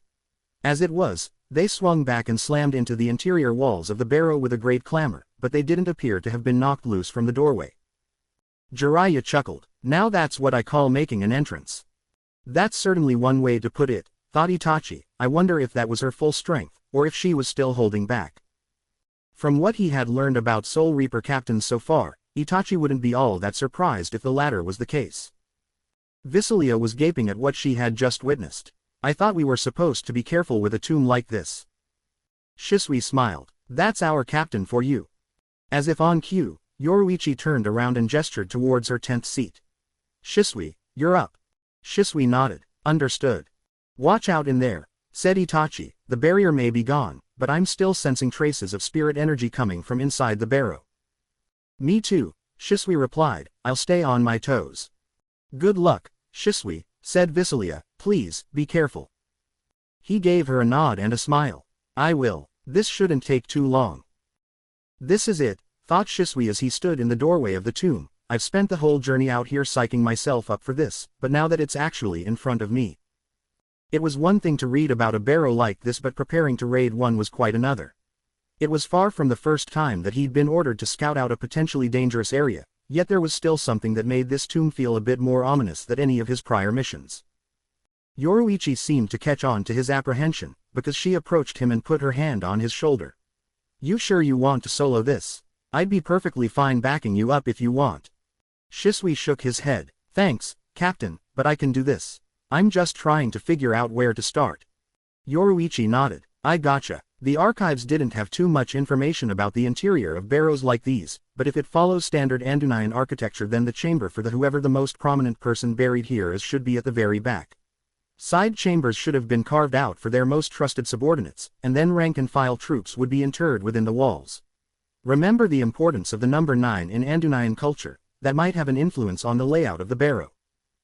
Got it, said Shisui. In that case, I'll head straight back and start by scoping out the rear chamber, then I'll work my way along the sides. If the most important guy in this barrow is buried at the back, then the strongest defenses should be back there too. Sounds about right, said Yoruichi. Be thorough and leave nothing to chance. Those 3 students are quite gifted, but I still don't like the thought of one of them tripping a trap in there. Shisui smiled. I feel the same way. I'll leave you to it, then, said Yoruichi. However, if you don't report back within half an hour, I'm sending Kazuki in after you. Understood. Shisui nodded. Yes. Yoruichi smiled. All right, then, get in there and do what you do best, Shisui. You got it, Captain, he replied. She stepped back and away from the doorway, leaving Shisui alone in the entrance. Much to his surprise, as he peered inside, he realized it wasn't total darkness. There were flickers of blue-green light coming from within, not unlike the flames of the torches that flanked the entrance. Just like those torches on the outside, he could feel traces of spirit energy coming from those inside the barrow as well. Someone clearly put a great deal of power into those flames for them to last the millennia, he thought as he stepped forward. I imagine it must have required a great deal of dedication on their part. The old kingdom might have had its flaws, but at the very least it would seem they held great reverence for those who gave their lives in battle. Confident that his comrades wouldn't discover his secret now, he activated his Sharingan. Black eyes became red, with 3 black toma orbiting the pupil. His field of vision took on a crimson tone, but that did not hinder his perception, quite the opposite, in fact. The subsequent increase in visual awareness, with even minute details of the barrow becoming so much more vivid even in the dim lighting, was as familiar to him in the afterlife now as it had been back when he was still alive in the shinobi world, yet there were some distinct differences. When he'd been alive, use of the Sharingan had required chakra, although since he was a member of the Uchiha clan the amount of chakra needed to utilize the Sharingan in its basic form was minimal. Here in the Soul Society, it was spirit energy that fueled the ocular jutsu rather than chakra. The process was very similar to when he had been alive, but spirit energy did have a subtle distinction to it. Technically, Shisui knew that chakra was actually composed of physical energy and spirit energy, which in theory meant that the power he was using now as a Soul Reaper had always been with him, but there was more to it than that. Shisui had been trying to pin it down for years, but even after all this time he still only had theories. The best way that he could square it in his head was to think of chakra as life energy produced by the combination of a living body and the soul, while spirit energy was tied to the soul itself and thus more easily awakened and utilized by the dead as opposed to the living. There were exceptions to this, of course, such as the now vanished Quincy, and Shisui was aware of the existence of other humans that fell under the broad category known as mediums, whose power sprang from spirit energy as opposed to chakra, but in his eyes the distinction he'd come up with still served well as a general rule. The subtle differences between chakra and spirit energy meant that one could not be manipulated exactly like the other. A wielder had to adjust their technique to account for the discrepancies. That was why a man like Jiraiya, who had been a legendarily powerful shinobi in life, was now a Soul Reaper in training. Learning to manipulate spirit energy when one had been used to manipulating chakra all their lives was the equivalent of having to relearn not only how to walk but also having to rethink nearly every other aspect of their existence and adapt accordingly. Shisui was well aware of what that felt like. Even now that he was the 10th seat of Squad 2 and had once again awakened his Sharingan, he still felt like he had a long way to go before he could discover the true scope of his abilities. He was sure that Itachi felt the same way. He'll be immensely powerful someday, he thought with a smile. I wouldn't be surprised if he surpasses me once he becomes fully attuned to his spirit energy and his Zanpakuto. He may even be able to recreate the jutsus we used in life through spirit energy beyond simply reactivating the Sharingan and its abilities. Since Shisui had greatly limited his use of the Sharingan in order to conceal the fact that he had it from the Soul Society, he was actually still trying to discover all that it could do now that he was a spirit instead of a flesh and blood human. The powers of the Eye of Insight, for example, seemed to remain intact, but with a few key differences. For starters, Shisui could perceive spirit energy both around him and within others through it, although he imagined that the Byakugan of the Hyuga clan could still outshine the Sharingan in that department. The incredible clarity of perception remained, and Shisui had discovered that this applied to hollows as well. The few times he'd been able to fight them alone with the power of the Sharingan, he'd been able to discern minute individual muscle movements in the beasts that had given him a distinct advantage in fighting them, and he'd even been able to pick up hints of their actual composition. This had allowed him to strike with precision that rivaled or even exceeded that which he'd been capable of in life. The third aspect, the ability to copy jutsu, was something Shisui had been unable to test thus far since he'd yet to come across any spiritual foes wielding ninjutsu. However, he had covertly used the Sharingan on occasion to observe other Soul Reapers as they cast spells or unleashed their Zanpakuto, and he had felt that he'd been able to gain greater understanding as to how their powers worked and how they manipulated their spirit energy. It was impossible to mimic another Soul Reaper's Zanpakuto, of course, but gaining greater insight into how each individual weapon worked in sync with its wielder was still invaluable, especially since one of Squad 2's duties in conjunction with the stealth force was to hunt down deserters and traitors. As for being able to copy the unique abilities demonstrated by hollows, Shisui had little luck there, either. What he was most curious about was whether or not it was possible for him to copy and reproduce the Sero of a Manos Grande, but he'd yet to find the opportunity to try that out. For all of the useful abilities that the Sharingan's Eye of Insight bestowed, though, what had really surprised Shisui was the fact that he could still utilize the gifts of the Eye of Hypnotism. He'd been completely floored the first time he'd realized that the Sharingan made it possible for him to employ genjutsu with spirit energy as the fuel as opposed to chakra. More importantly still was the discovery that the Sharingan's genjutsu was just as effective against hollows as it was against humans. It was one of the reasons why Shisui was more eager than most members of Squad 2 to engage hollows on his own. He wanted every opportunity possible to test and refine the Eye of Hypnotism aspect of the Sharingan, crafting more and more realistic illusions to entrap hollows and make them easier to eliminate. Shisui knew that he still had a long way to go on that front, but he felt that he was definitely making progress. The Eye of Hypnotism was not an aspect of the Sharingan that he needed at the moment, though, it was the Eye of Insight that he required right now. As he stepped further into the barrow, Shisui was already analyzing every stone in the floor for signs of traps. So far, He'd yet to find any, but he had only just entered the ancient tomb. Remember, don't let your guard down, he mentally told himself. Andunayan barrows do not give up their secrets without a fight. As he progressed, the blue-green flames from the torches mounted along the walls grew brighter, eventually revealing the tomb in its full splendor. Although he remained focused on the task at hand, Shisui couldn't help but marvel at what he beheld. The main chamber had a vaulted ceiling that must have been at least 100 feet high, and it was supported by columns that retained their grace and strength even after the passing of the millennia. At the foot of each column, standing at least 20 feet high, were stone statues of armored warriors, their shields broad and their curved blades raised in salute. Arches on both sides of the main chamber led off into side areas, with Shisui counting 4 on each side. The walls between the arches had the script of the Old Kingdom carved upon them, and Shisui suspected that Yoruichi had been right on the money. The common soldiers that had perished in the great battle this tomb had been built for were buried behind those walls. As fascinating as the ancient script and carvings on the side walls were, though, they paled in comparison to what lay ahead. As he cautiously moved forward, Shisui was stunned by the intricate work he found at the far end of the chamber. High above was a 9-pointed star, each line glowing with bright blue spirit energy. Below it was a doorway, with Andunayan script glowing the same color as the star above emblazoned upon it. Flanking the doorway were 2 more stone statues of armored warriors, and unlike the ones at the bases of the columns, these had intricate and flowing patterns of glowing blue energy upon their armor, shields and even their swords. Incredible, he murmured as he approached. His awe was well warranted, but it was also a mistake. As he continued to approach, he became less mindful of where his feet were, with his gaze almost bewitched by what he saw ahead. None of the stone tiles that made up the floor of the central chamber appeared all that different from each other at first glance, but one was faintly emanating blue-green spirit energy not unlike those of the flames that lit up the barrow.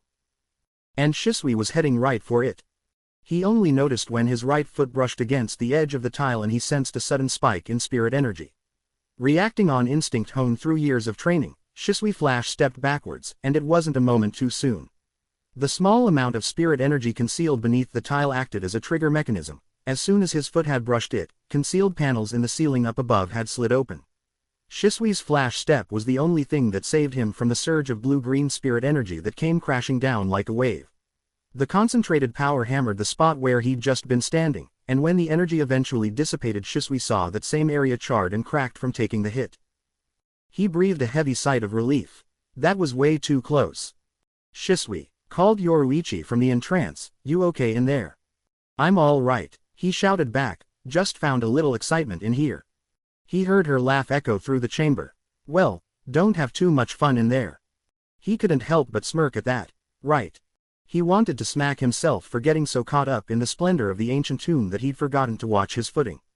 Renewing his focus, he carefully studied the floor ahead with the Sharingan. He noticed several tiles like the one he'd just brushed up against, spaced out seemingly at random but with their concentration growing thicker the closer they got to the doorway at the far end of the chamber. "I know the captain said not to have too much fun in here," he mused with a smirk as he sized up the situation, "but it looks like I might have to disobey her this time." Visilia looked back and forth nervously between the open doorway and her fellow students. "Do you think he's doing all right in there? It sounds awfully noisy for a scouting run." Itachi wasn't about to argue with that. It sounded like a veritable thunderstorm was taking place inside the barrow, complete with ominous flashes that illuminated the darkness beyond entrance to the tomb. When combined with the spikes in spirit energy that Itachi could sense, one thing was quite clear: the barrow's inner defenses were very much active, and they were giving Shisui a workout. Still, Itachi wasn't overly concerned. He could still clearly sense Shisui's spiritual pressure, and his old friend didn't feel like he was down for the count. "He's fine." Jiraiya nodded. "Agreed. A bit of a shame that we have to stay out here, though. It sounds like we're missing quite the show." Visilia folded her arms. "This isn't a game, Jiraiya. Shisui is risking his life for the sake of the mission." "Yes, and that's to be expected of any Soul Reaper," Jiraiya countered. "It'll be no different for the 3 of us once we graduate.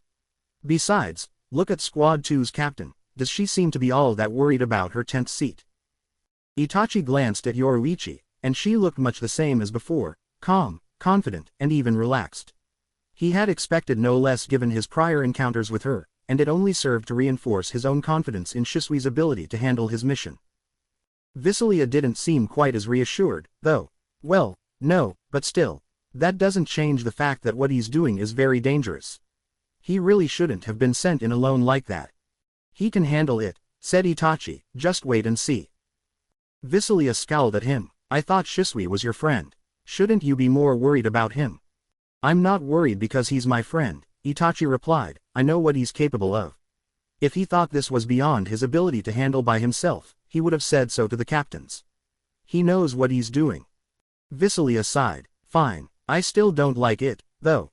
She's more concerned about him than I would have expected, he thought. I wonder what brought that on. You truly are clueless sometimes, his Zanpakuto berated him. I was hoping that you would have wised up at least a little bit by now. Is there something meaningful that you wish to tell me? Oh, no, not at all. It's much more fun to watch you rack your brain trying to figure things out than simply give you a straight answer. Well, I'm glad you're enjoying yourself. At least one of us is. Itachi shook his head as he shifted his thoughts away from his Visulia and his Zanpakuto and back to Shisui and the barrow. The amount of spirit energy that was being thrown at his old friend was considerable, yet what struck him as odd was that he couldn't sense any other form of life in the tomb apart from Shisui. The best hypothesis Itachi could come up with was that somehow the Andunians that had built the barrow had managed to create a system of seals and vessels capable of storing spirit energy and then releasing it upon the tripping of the appropriate trigger mechanism. From what he could tell, Shisui was tripping these spirit energy detonators on purpose, likely in an effort to clear out all the traps before his fellow Soul Reapers entered the tomb. He wished now more than ever that his Sharingan was activated. Itachi was genuinely intrigued with regards to the barrow's defenses, and he would have enjoyed the chance to study them up close with Shisui. Alas, he had yet to reach the point where he could awaken his clan's ocular jutsu. Shisui was indeed correct about it taking longer to unlock the Sharingan in the afterlife than in their first life.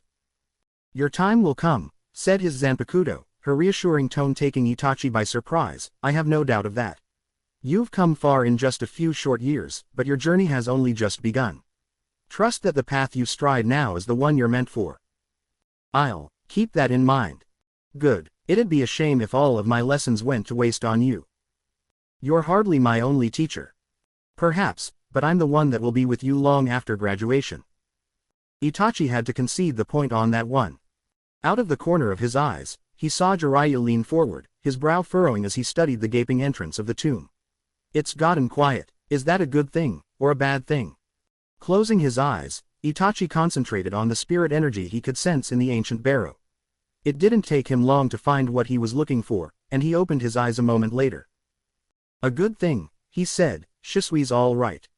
How can you be sure? She asked. Focus, Itachi replied. You've had the same training as the rest of us. If I can sense him, so can you. Visulia was quiet for a moment as she closed her eyes, and Itachi could feel her concentration narrow on the barrow entrance. A few seconds later she opened her eyes, and there was no small measure of relief in her expression. You're right, she said, he's okay. Jiraiya smiled. Thought so. I hope he didn't leave too much of a mess in there. Itachi's eyes narrowed as he saw a familiar silhouette coming out of the darkness of the tomb. I think we're about to find out. Shisui appeared a few moments later. Itachi saw what looked like a few scuff marks on his robes, but apart from that he seemed no worse for the wear. Yoruichi stepped forward and smiled. So, how'd it go in there? All traps have been cleared, he reported, the barrow's secure. Yoruichi grinned. Nice work, I knew I could count on you. Find any particularly nasty ones in there? Asked Kazuki with a smirk. Shisui shrugged. Depends on how you define nasty. The ones you heard earlier were trigger mechanisms for stored spirit energy. I'm not sure how the Andunians kept it sealed so that it didn't deteriorate over the millennia, but whatever method they used worked quite well. Soi Fon's eyes narrowed. Are you sure you got them all? Shisui nodded. I made a clean sweep. We're good. Kiryu smiled. Wonderful. Shall we proceed, then? I imagine there's quite a bit in there for us to catalog. Yoruichi nodded. I'm sure you're right. Just one thing to take care of first. She then turned to Itachi, Jiraiya, and Visulia. Come on up here, you three. The trio looked at each other for a moment, wondering what she had in mind. The only way they'd get an answer was to follow her lead, though, so they did exactly that. Once they got to the front of the group, Squad 2's captain addressed them again. Since I want the three of you to get the most out of this, each of you are going to shadow an individual officer so you can get some one-on-one instruction. Itachi, you'll be with me. Jiraiya, you're with Kazuki. Visulia, you can go with Shisui. Any questions? What will our duties be? Asked Visulia. To help us catalog the contents of the barrow, as well as to observe us in our work, said Yoruichi. After all, you're out here to learn. The knowledge and experience you'll gain today will serve you well in both your last year at the academy and after you graduate. Is there anything in particular that we're looking for? Asked Jiraiya. Spirit weapons and armor are our top priorities, Yoruichi replied. However, don't limit yourselves to just items that fall in those two categories. If something stands out to you, don't be afraid to speak up. Barrows like this one are supposed to contain all kinds of rare and unique artifacts, and the Old Kingdom's artisans were unapparelled in what they could create. Try to be careful, said Kazuki. Shisui might have cleared the way for us, but stay on your guard just the same. Also, watch out when you're handling the artifacts. Weapons and armor shouldn't be so fragile, but you never know what else might be in there. Try not to disturb any remains you find if at all possible, Soifan added. It could very well be that some of the people interred here are ancestors of members of the modern Soul Society's aristocracy, and their descendants will likely react poorly to any news of what could be interpreted as desecration. Jiraiya raised an eyebrow. Though this whole mission was basically desecration. I mean, it is organized grave robbery, after all. It's different when it comes to the weapons and armor likely to be inside the barrow, Yoruichi countered. Retrieval of artifacts by the 13 court guard squads is something that all the noble families are in agreement on, and they understand that sometimes that work can appear a little unseemly. They're more on the lookout for acts that could be considered deliberate desecration of corpses. They'd consider those to be gross offenses against their family's honor and would demand retribution. As long as you're cautious and respectful, you should be fine. Kiryu grinned. Well, no time like the present, right? Squad 12 will start with the left half of the barrow. Yoruichi nodded. Squad 2 will take the right. Itachi, you and I will inspect the chamber at the far end of the main vault. Understood, Itachi replied. Yoruichi smiled. All right, then, let's go treasure hunting. The gathered Soul Reapers dispersed and went towards their respective assigned areas. Itachi fell in behind Yoruichi and followed her through the center of the main chamber. He couldn't help but admire the architecture and craftsmanship as they proceeded towards the ornate doors at the far end. The tomb truly was a marvel to behold. Yoruichi looked over her shoulder and winked at him. Pretty impressive, isn't it? Itachi nodded. Yes, it's hard to believe they were able to carve such an elaborate structure into the earth like this. Yoruichi shrugged. Well, the Old Kingdom was never known for half-assing projects like this. It's why so many of their structures have survived the passing of the millennia. Itachi's eyes narrowed, even though the modern Soul Society would rather forget all about the Old Kingdom. That's right, Yoruichi replied. Sure, the Central 46 goes out of its way to confiscate or destroy anything Andunian that it can get its hands on, but there are some things that they simply can't do that too. Barrows like these are one of them. They can try to keep people from finding them, but that's about it. The Seraite used to be the heart of the Old Kingdom, right? Asked Itachi. In that light, it wouldn't be far-fetched for there to be similar tombs hidden beneath it, especially for the old nobility and royalty. Yoruichi smiled. You're a sharp one. To tell you the truth, most of the old barrows that were made in the Seraite have already been discovered. They're just concealed by the Central 46 or the noble family that they belong to. It's possible there could still be one or two more hidden beneath the Seraite that no one's found yet, but the odds of discovering fresh barrows are better out here in the wild. I see, said Itachi as they approached the doors at the far end of the barrow. When they got closer, he saw Yoruichi lean closer to study the glowing script on the doors. Her eyes narrowed in concentration, and after a few moments he saw her smile. Well, she said, that's interesting. What is? He asked. The big shot that's interred behind these doors, she replied. Turns out it's one of my ancestors. Itachi raised an eyebrow. Really? Yoruichi nodded. Yup, a distant one, but one just the same. Guess he underestimated the people they were fighting out here. Well, too bad for him. She seemed awfully casual about the fact that they were intruding upon the tomb of one of her ancestors. Then again, it wasn't like said ancestor would have any further need of whatever artifacts the two of them found beyond the doors. Their mission was clear, and Itachi had to admire how she could set aside any personal feelings regarding her distant ancestor and focus on the task of cataloging whatever ancient weapons and armor were interred with them. She was focused on her objective much like a true shinobi would be. Itachi had to wonder what it would have been like to serve beside her as a ninja in a past life.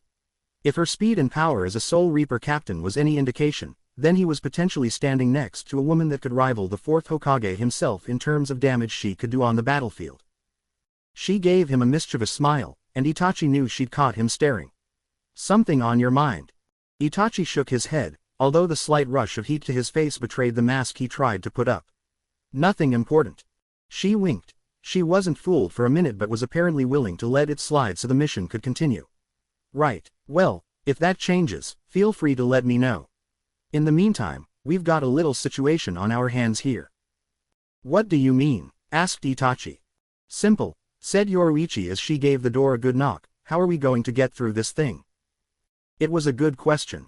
Turning to study the door, Itachi couldn't detect any signs of a barrier, but the stone appeared quite thick and there were no signs of anything resembling a lock that could be picked. In fact, there were no handles or any sort of opening mechanism whatsoever. I'm normally not an advocate for brute force, he said after a moment. However, given the manner in which we entered this barrow, that might be our only viable option for gaining access to the chamber beyond these doors. Yoruichi folded her arms, her brow furrowing in concentration. You might be right. I'd prefer a subtler approach too, but we might not have much of a choice here. The writing on the doors isn't offering much in the way of clues. Wait a second. She leaned closer to the stone surface, and to Itachi it seemed like she was focusing on one word in particular. He wished that he could read the ancient script so he could figure out what she had in mind, and he resolved to make learning it a priority as soon as they returned to the Seraite. Yoruichi smiled. Well, I'll be damned. It was staring us in the face the whole time. Itachi was puzzled. What was? The way in, she replied. In fact, I dare say that I'm the perfect candidate for this job due to my family connection here. Itachi, you might want to step back and brace yourself. That didn't offer much clarity, but Itachi figured he'd find out what was going on soon enough. Giving her the requested space, he steeled himself the best he could, although it would have been much easier if he knew what exactly he was supposed to brace for. What on earth is she planning? He got his answer a moment later when she unleashed a surge of spiritual pressure. Despite her warning, Itachi still felt his knees buckle at the incredible raw power that washed over him. The air became heavy and thick, and he found himself struggling just to breathe. Unbelievable, he murmured. He'd known that she was powerful, yet nothing had prepared him for the level of strength that she was displaying now. Her aura was burning a brilliant white, with her spiritual pressure pulsing outward in waves that slammed into Itachi harder than any that an ocean tempest could summon. Fine stone dust fell on him from above, and he realized that the power pouring from her was causing the entire tomb to tremble. The astounding power Yoruichi was unleashing now was reflected in her radiant golden eyes as they remained fixed on the doors before her.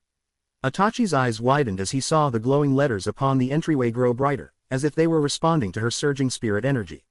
There was so much raw power being brought out now that it was hard to remember that she hadn't even unleashed her Shikai or Bankai. This was still not but a fraction of her true strength. If she ever went all out, he thought as he looked on in awe, she'd be more than a match for the Akatsuki. Her power blazed like a beacon, and after a few moments more the tomb answered. The already brilliantly glowing runes increased in radiance to a point where they were damn near blinding, and Itachi could hear the slow grumble of stone moving against stone. The two heavy and intricately carved slabs that made up the entrance to the barrow's inner sanctum gradually began to give way, as if they were yielding to Yoruichi's power. Throughout the whole display, Itachi realized that he'd been holding his breath and belatedly gasped for air. Yoruichi looked over at him and smiled. Sorry, it's almost over, hang in there. She began reducing her power output a few seconds later. By then, the doors to the inner tomb were almost fully ajar, more than enough for the two of them to pass through. Soon enough, Yoruichi brought the rest of her spiritual pressure back down to her normal level of suppression, and it felt like a huge weight had been lifted from Itachi's chest. She gave him a pat on the back. You held up pretty well. It takes a lot of strength to stay on one's feet when a captain's exerting their power. You should be proud. Itachi shook his head. I could barely hold it together. I still have a long way to go. Yoruichi winked. You're farther along than you might think. That's one of the reasons why I chose you for this mission, you know. You may not realize it, but being able to remain on your feet like that means you're already at a level that surpasses many unseated soul reapers. You've got a promising future ahead of you come graduation. He couldn't help but give a small smile at her praise. Thank you. Anytime, she replied before gesturing at the open tomb. Now, what do you say we see what kind of treasures are buried with this guy? I'll follow your lead, he said. As the two of them stepped inside the chamber, green-blue flames suddenly sprang to life in stone torches mounted on the walls. With their light now illuminating the chamber, Itachi was able to make a proper assessment, and he was impressed. It was larger than he'd anticipated, and intricate murals comprised of glowing blue lines of spirit energy flowed along the walls. On the left, one appeared to depict a man in elaborate armor leading troops into battle, his great sword held high signaling a charge. Meanwhile, on the left there was an image of what appeared to be the same figure, this time heading up what looked like a war council. In the center of the chamber there was a large stone sarcophagus, and as Itachi and Yoruichi approached it lit up with the same glowing runes that they'd seen on the doors. Yoruichi gave a broad, sweeping gesture with her arm. I'll say this much for the Old Kingdom, they made sure their dead slept in style. Well, the prominent ones, anyway. Itachi nodded as he took it all in. Indeed, this one must have been a general in addition to a lord of the Shihoin clan. No disrespect intended, but I have to wonder if his rank only came thanks to his noble birth, or if he actually earned his position. Yoruichi laughed. None taken. Aristocracies are like that, it could have gone either way, for all we know. I'm a bit surprised at the murals depicting him in heavy armor, though, the Shihoin clan typically favors speed and stealth over cumbersome gear. Perhaps the weight of his armor played a role in his downfall, said Itachi. He didn't play to your family's strengths and paid the price for it. Yoruichi shrugged. Possibly. Maybe he was the exception that preferred the protection and power of heavy armor and great swords rather than being swift on his feet. Remember, just because a great noble house has certain specialties doesn't mean that every member adheres to them. It could have been something other than heavy gear and overly large swords that ultimately did this guy in. Itachi walked around the chamber, looking for signs of hidden storerooms or traps and coming up empty. He then turned back to the sarcophagus. I suppose any treasure in this chamber will be in there, he said, nodding at the heavy stone grave. Yup, said Yoruichi, should be enough room in there for whatever's left of this guy's corpse and plenty of weapons and armor. It was an Andunian tradition for prominent leaders to be buried with their prized gear, so given this person's level of importance in the barrow's layout we should be looking at quite the find here. In that case, said Itachi, how do we open this? Yoruichi knelt down next to the sarcophagus and studied it carefully.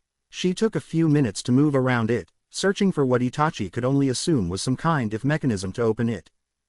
She eventually stood up and shook her head, not seeing any sort of hidden switch or trigger. I guess we're just going to have to slide that big slab there off the old-fashioned way. Should we go get help? Asked Itachi, it looks rather heavy. Yoruichi shook her head, no need, I can handle this, stand back. Itachi did so, wondering just what he was about to witness this time. He got his answer a moment later when she raised her right leg and kicked the slab. Hard.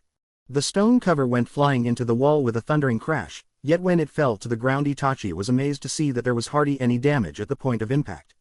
The mural of spirit energy lines was mostly intact, with only a few minor disruptions. Impressive, he muttered. Yoruichi winked. Me or the wall? Both, he said. Ah, you're sweet, she laughed, a real charmer, you know that. The sound of her warm laughter was like sweet music in his ears.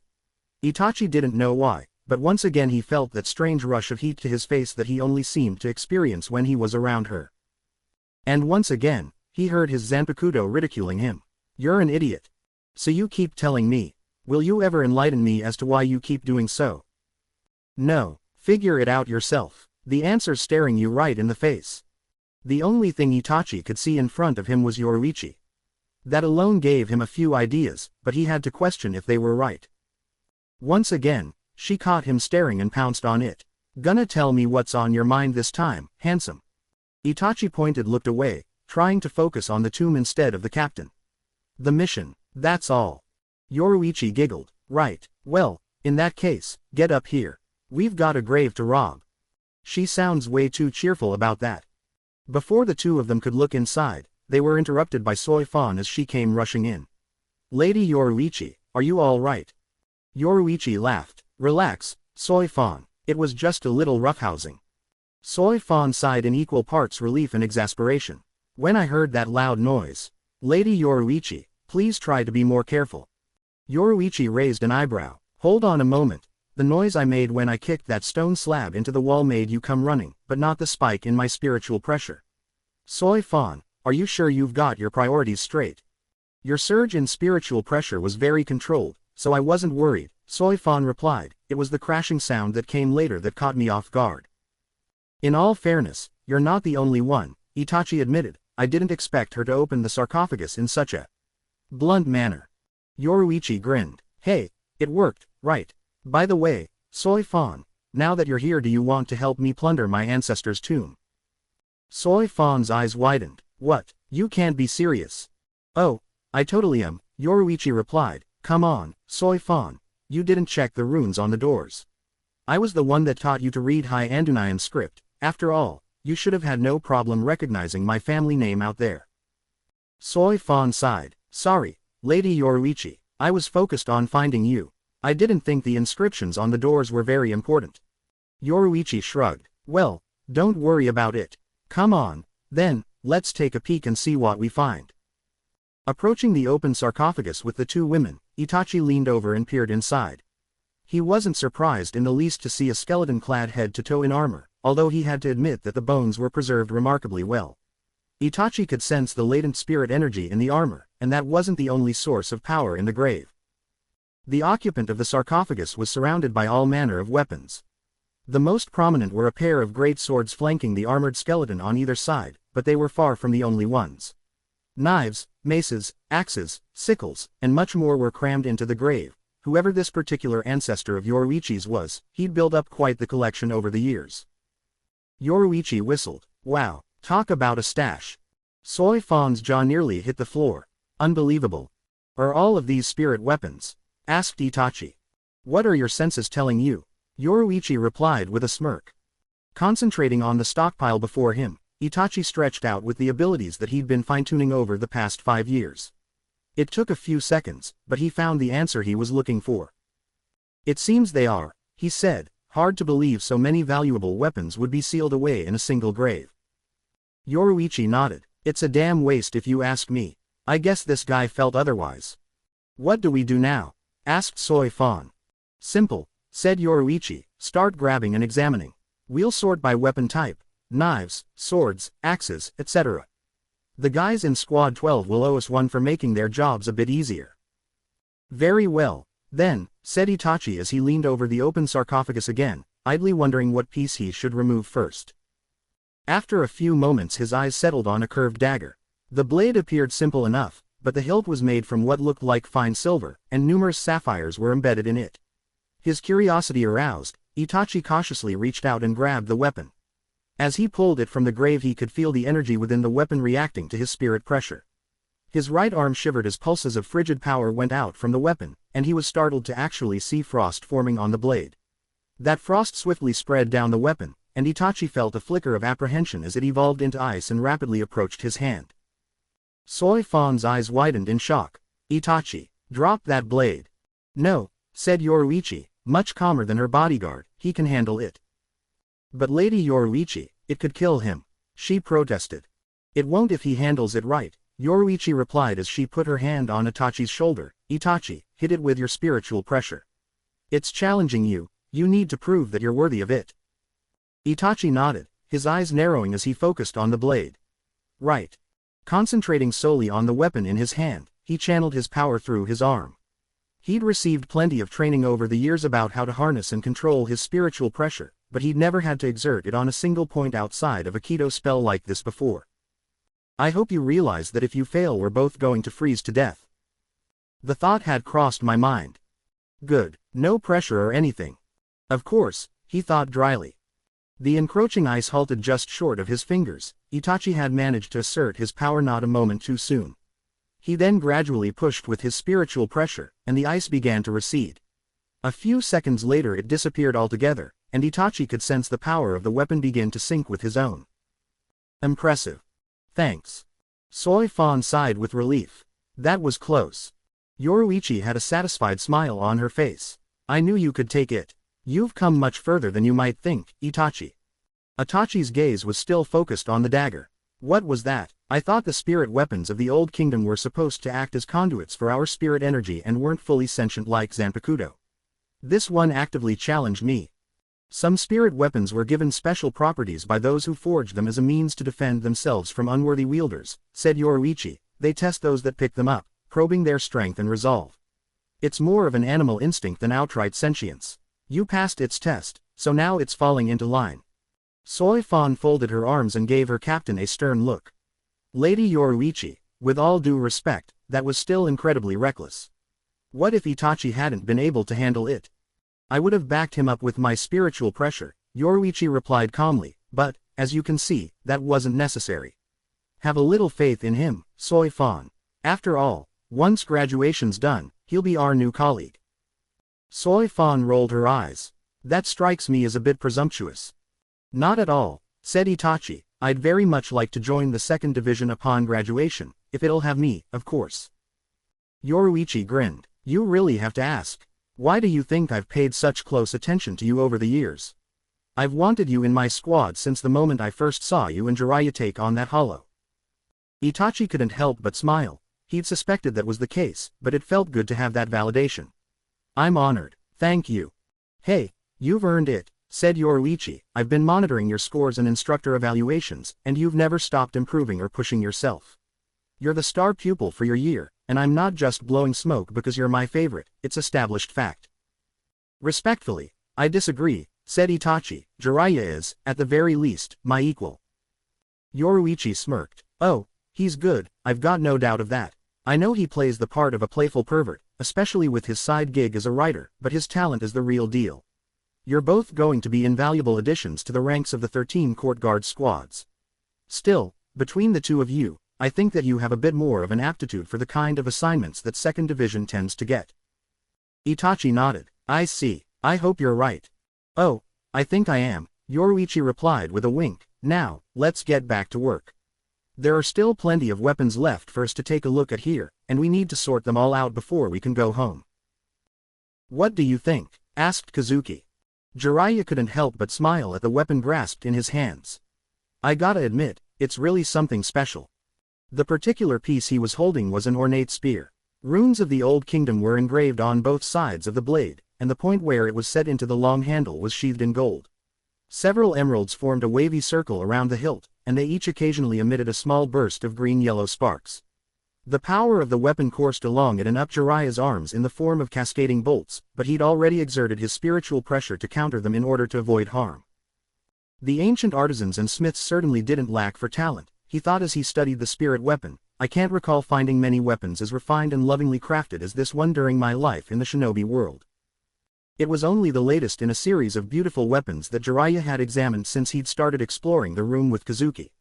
The two of them were inspecting one of the side chambers, and from what Squad 2's third seat had revealed to him so far, Jiraiya surmised that several mid and high-ranking officers were interred here. The quality of the spirit weapons and armor they'd found so far seemed to fit that category well enough, and Jiraiya was gaining a new appreciation for why the Soul Society was so determined to catalog all the artifacts and confiscate them. A few paces away, Kazuki was studying a series of runes on the wall. There was an open slot just above them where they'd found several of the weapons that currently littered the room, and they were still trying to categorize everything. Jiraiya couldn't help but wonder what his late mentor would think if he could see him now. He doubted Hiruzen Sarutobi had ever pictured him as an amateur archaeologist after playing the role of class clown and troublemaker for so long.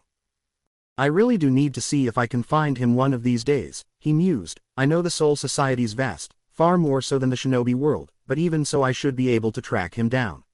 I just need information and time. Something on your mind? Asked Kazuki. Jiraiya smirked. Despite his laid-back demeanor, Squad 2's third seat was as sharp as they came. Guilty as charged. Kazuki smiled. Normally this is the part where I tell you to keep your eye on the ball, but since Shisui's already cleared the barrow of traps, we're pretty much in the clear. What's up? Jiraiya figured there was no harm in running it by him. He seemed like a pretty decent guy, and given his experience he might even have an answer or two that could help him out. Let's say you wanted to track someone down in the Soul Society that came here from one of the realms of the living. How would you go about doing that? Kazuki raised an eyebrow. I take it this is more than just a hypothetical question. Jiraiya nodded. You catch on quick. Kazuki shrugged. It's part of my job. Right, said Jiraiya. So, how would you do it? Kazuki sighed. Tough call. You got any leads? Only that he'd be from the shinobi world, the same realm of the living that Itachi, Shisui and I are from, Jiraiya admitted. In a place as vast as the Soul Society I know that's not much to go on. Kazuki nodded. All too true. It doesn't really matter which particular realm of the living people are from. They tend to get dropped into the Soul Society at pretty random spots. Still, it's not unheard of for souls from particular realms to eventually link up and form certain afterlife expat communities, for want of a better term. Jiraiya's eyes widened slightly. This was the first time he'd heard of something like that. Are you serious? Completely, Kazuki replied. Most tend to be pretty small and don't draw much attention, but there are some larger ones that the Soul Society keeps tabs on. They're good for peacekeeping purposes in the Rukin district, but they can also be sources of potential organized threats. Whether they're a blessing or a curse really depends on your individual point of view. True enough, said Jiraiya. Ever heard of any communities formed by souls from the shinobi world? Kazuki shook his head. No, but that doesn't mean they're not out there. The Seraite's pretty lousy at keeping up with the inner affairs and workings of the Rukin district, to tell you the truth. It's entirely possible that a large shinobi world expat community has formed out there. Hell, there could be multiple enclaves for all we know. Jiraiya nodded. It wasn't a confirmation, but it was certainly promising. Would there be any way to tell them apart from the rest of the Rukin district? Kazuki's brow furrowed in thought. Well, each realm of the living is unique, so any expatriate communities that pop up in the Soul Society would likewise have specific characteristics that others would not. They'll usually take some sort of symbol that was commonly used in their particular realm of the living and put it on a sign or some other form of marker in order to serve as a guide for others from the same world as them. Family or clan crests, national emblems or flags, there are plenty of different forms such markers can take. Jiraiya smiled. He could already think of a few such markers that he could look for. Lots of options out there, but that does help narrow things down. Thanks. Sure, said Kazuki. Of course, even knowing what to look for only helps you so much. After all, the Rukin district alone is bigger than many countries in the realms of the living. It'd be the equivalent of finding a needle in a haystack. Maybe, Jiraiya admitted, but knowing what the needle looks like is better than nothing. Kazuki nodded. True, still, you've got another year until you'll be able to start looking for that needle. Jiraiya sighed. I know, even then, I suspect I won't have nearly as much time as I would like to conduct my search given that I'll have duties of my own to carry out as a Soul Reaper. Exactly, said Kazuki with a smile, which is why I would advise that you try to get some help with your search. I can think of a certain 10th seat who'd probably be up for it. Jiraiya's eyes narrowed. You mean Shisui? Yup, Kazuki replied. We're not blind. Yoruichi and I know that he's been looking around the Rukin district in his off hours when he's not training. You two are both from the same realm of the living, so the odds are good that what you and he are searching for is related. He's not the only one that might be willing to help, either. Jiraiya raised an eyebrow. Are you offering to search the Rukin district too? I'd certainly take all the help that I can get, but what exactly is in it for you? Call it satisfying my curiosity, said Kazuki with a smirk. The shinobi world doesn't get much attention from the Soul Society and the 13 court guard squads, but that doesn't mean we've been ignoring it entirely. I've heard of the ninja arts that your realm of the living utilizes. And I also know that you've been trying to recreate them through spirit energy manipulation in the place of chakra. Jiraiya chuckled. Can't get anything past you, huh? Kazuki smiled. Well, it's not like our little journey has offered you much private space to practice. Everyone here has sensed your spirit energy fluctuating, and I'm assuming that's because of your training efforts. Jiraiya nodded. Yup, it hasn't been easy, but I feel like I'm making progress. I bet, said Kazuki as he folded his arms. Why don't you show me? Jiraiya raised an eyebrow. Right now, I know this isn't exactly a battlefield, but it is still an area of operation. I'm all for a little fun, but missions should be taken seriously. The mission began the moment we left the Seraite, Kazuki pointed out. So, if you think about it, each time we've stopped to rest and you've practiced the technique you've done so in an area of operation. I guess you got me there, Jiraiya conceded. Well, if you really want to see it, then who am I to say no? He sat down and held out his hands like he'd done so many times in the past. He was only focusing on gathering and manipulating his spirit energy, but even so he could feel Kazuki's gaze locked onto him like a hawk and studying every minute detail. Jiraiya was impressed. Despite the third seat's laid-back demeanor, when he focused on something he didn't mess around. Just like the times he'd practiced on the road, bringing together the spirit energy was one thing, containment was another. That familiar swirling blue-white ball of power coalesced in his hands, but Jiraiya knew it wasn't in its final form just yet. The fact that he had an audience meant nothing to him. His concentration was solely on the power he held and maintaining control over it. Just a little more. A few seconds later, he determined that it was time to make his gamble. He cautiously removed his left hand from the top of the sphere of energy, holding it only in his right hand. And this time it didn't explode. Jiraiya grinned triumphantly as he stood up and held out the ball of whirling energy that was the Rasengan. Well, what do you know? I finally got it. Kazuki applauded. Nice. That was pretty impressive. Thanks, Jiraiya replied. I've been trying to pull this off for quite a while now. Kazuki smirked. Well, in that case, why don't you show me what it can actually do? Jiraiya raised an eyebrow as he looked around the chamber. Really? Right here. I'm not exactly seeing any targets unless you want me to trash one of the walls with it. Kazuki shook his head and patted his chest. Nope, hit me right here. Don't hold back. The third seat seemed confident enough, but Jiraiya hesitated. He knew the kind of damage this technique could do. Look, I'm sure you're tough, but I don't think you realize what you're asking for. Kazuki chuckled. Really? Well, I could say you're wrong, but it'd be easier to show you. Come on, hit me. There was a cool layer of certainty behind Kazuki's casual demeanor that made Jiraiya suspect that he could back up his words. All right, then, don't say I didn't warn you. He lunged forward, his body moving into those old instinctive patterns from his days as a shinobi. His right hand went straight for Kazuki's chest, and the Rasengan hit him dead center. The ball of concentrated spirit energy slammed the third seat back into the wall before it burst, and the entire chamber shuddered from the force of the impact. Did I overdo it? He got his answer a moment later when he saw Kazuki rise and dust himself off.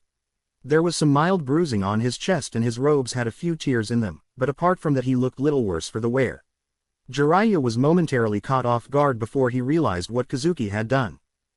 I'll be damned, he said, you increased your output of spiritual pressure just before the impact. Kazuki nodded. Bingo. I could have avoided taking damage altogether, but I wanted to at least get a taste as to the kind of power you were packing there.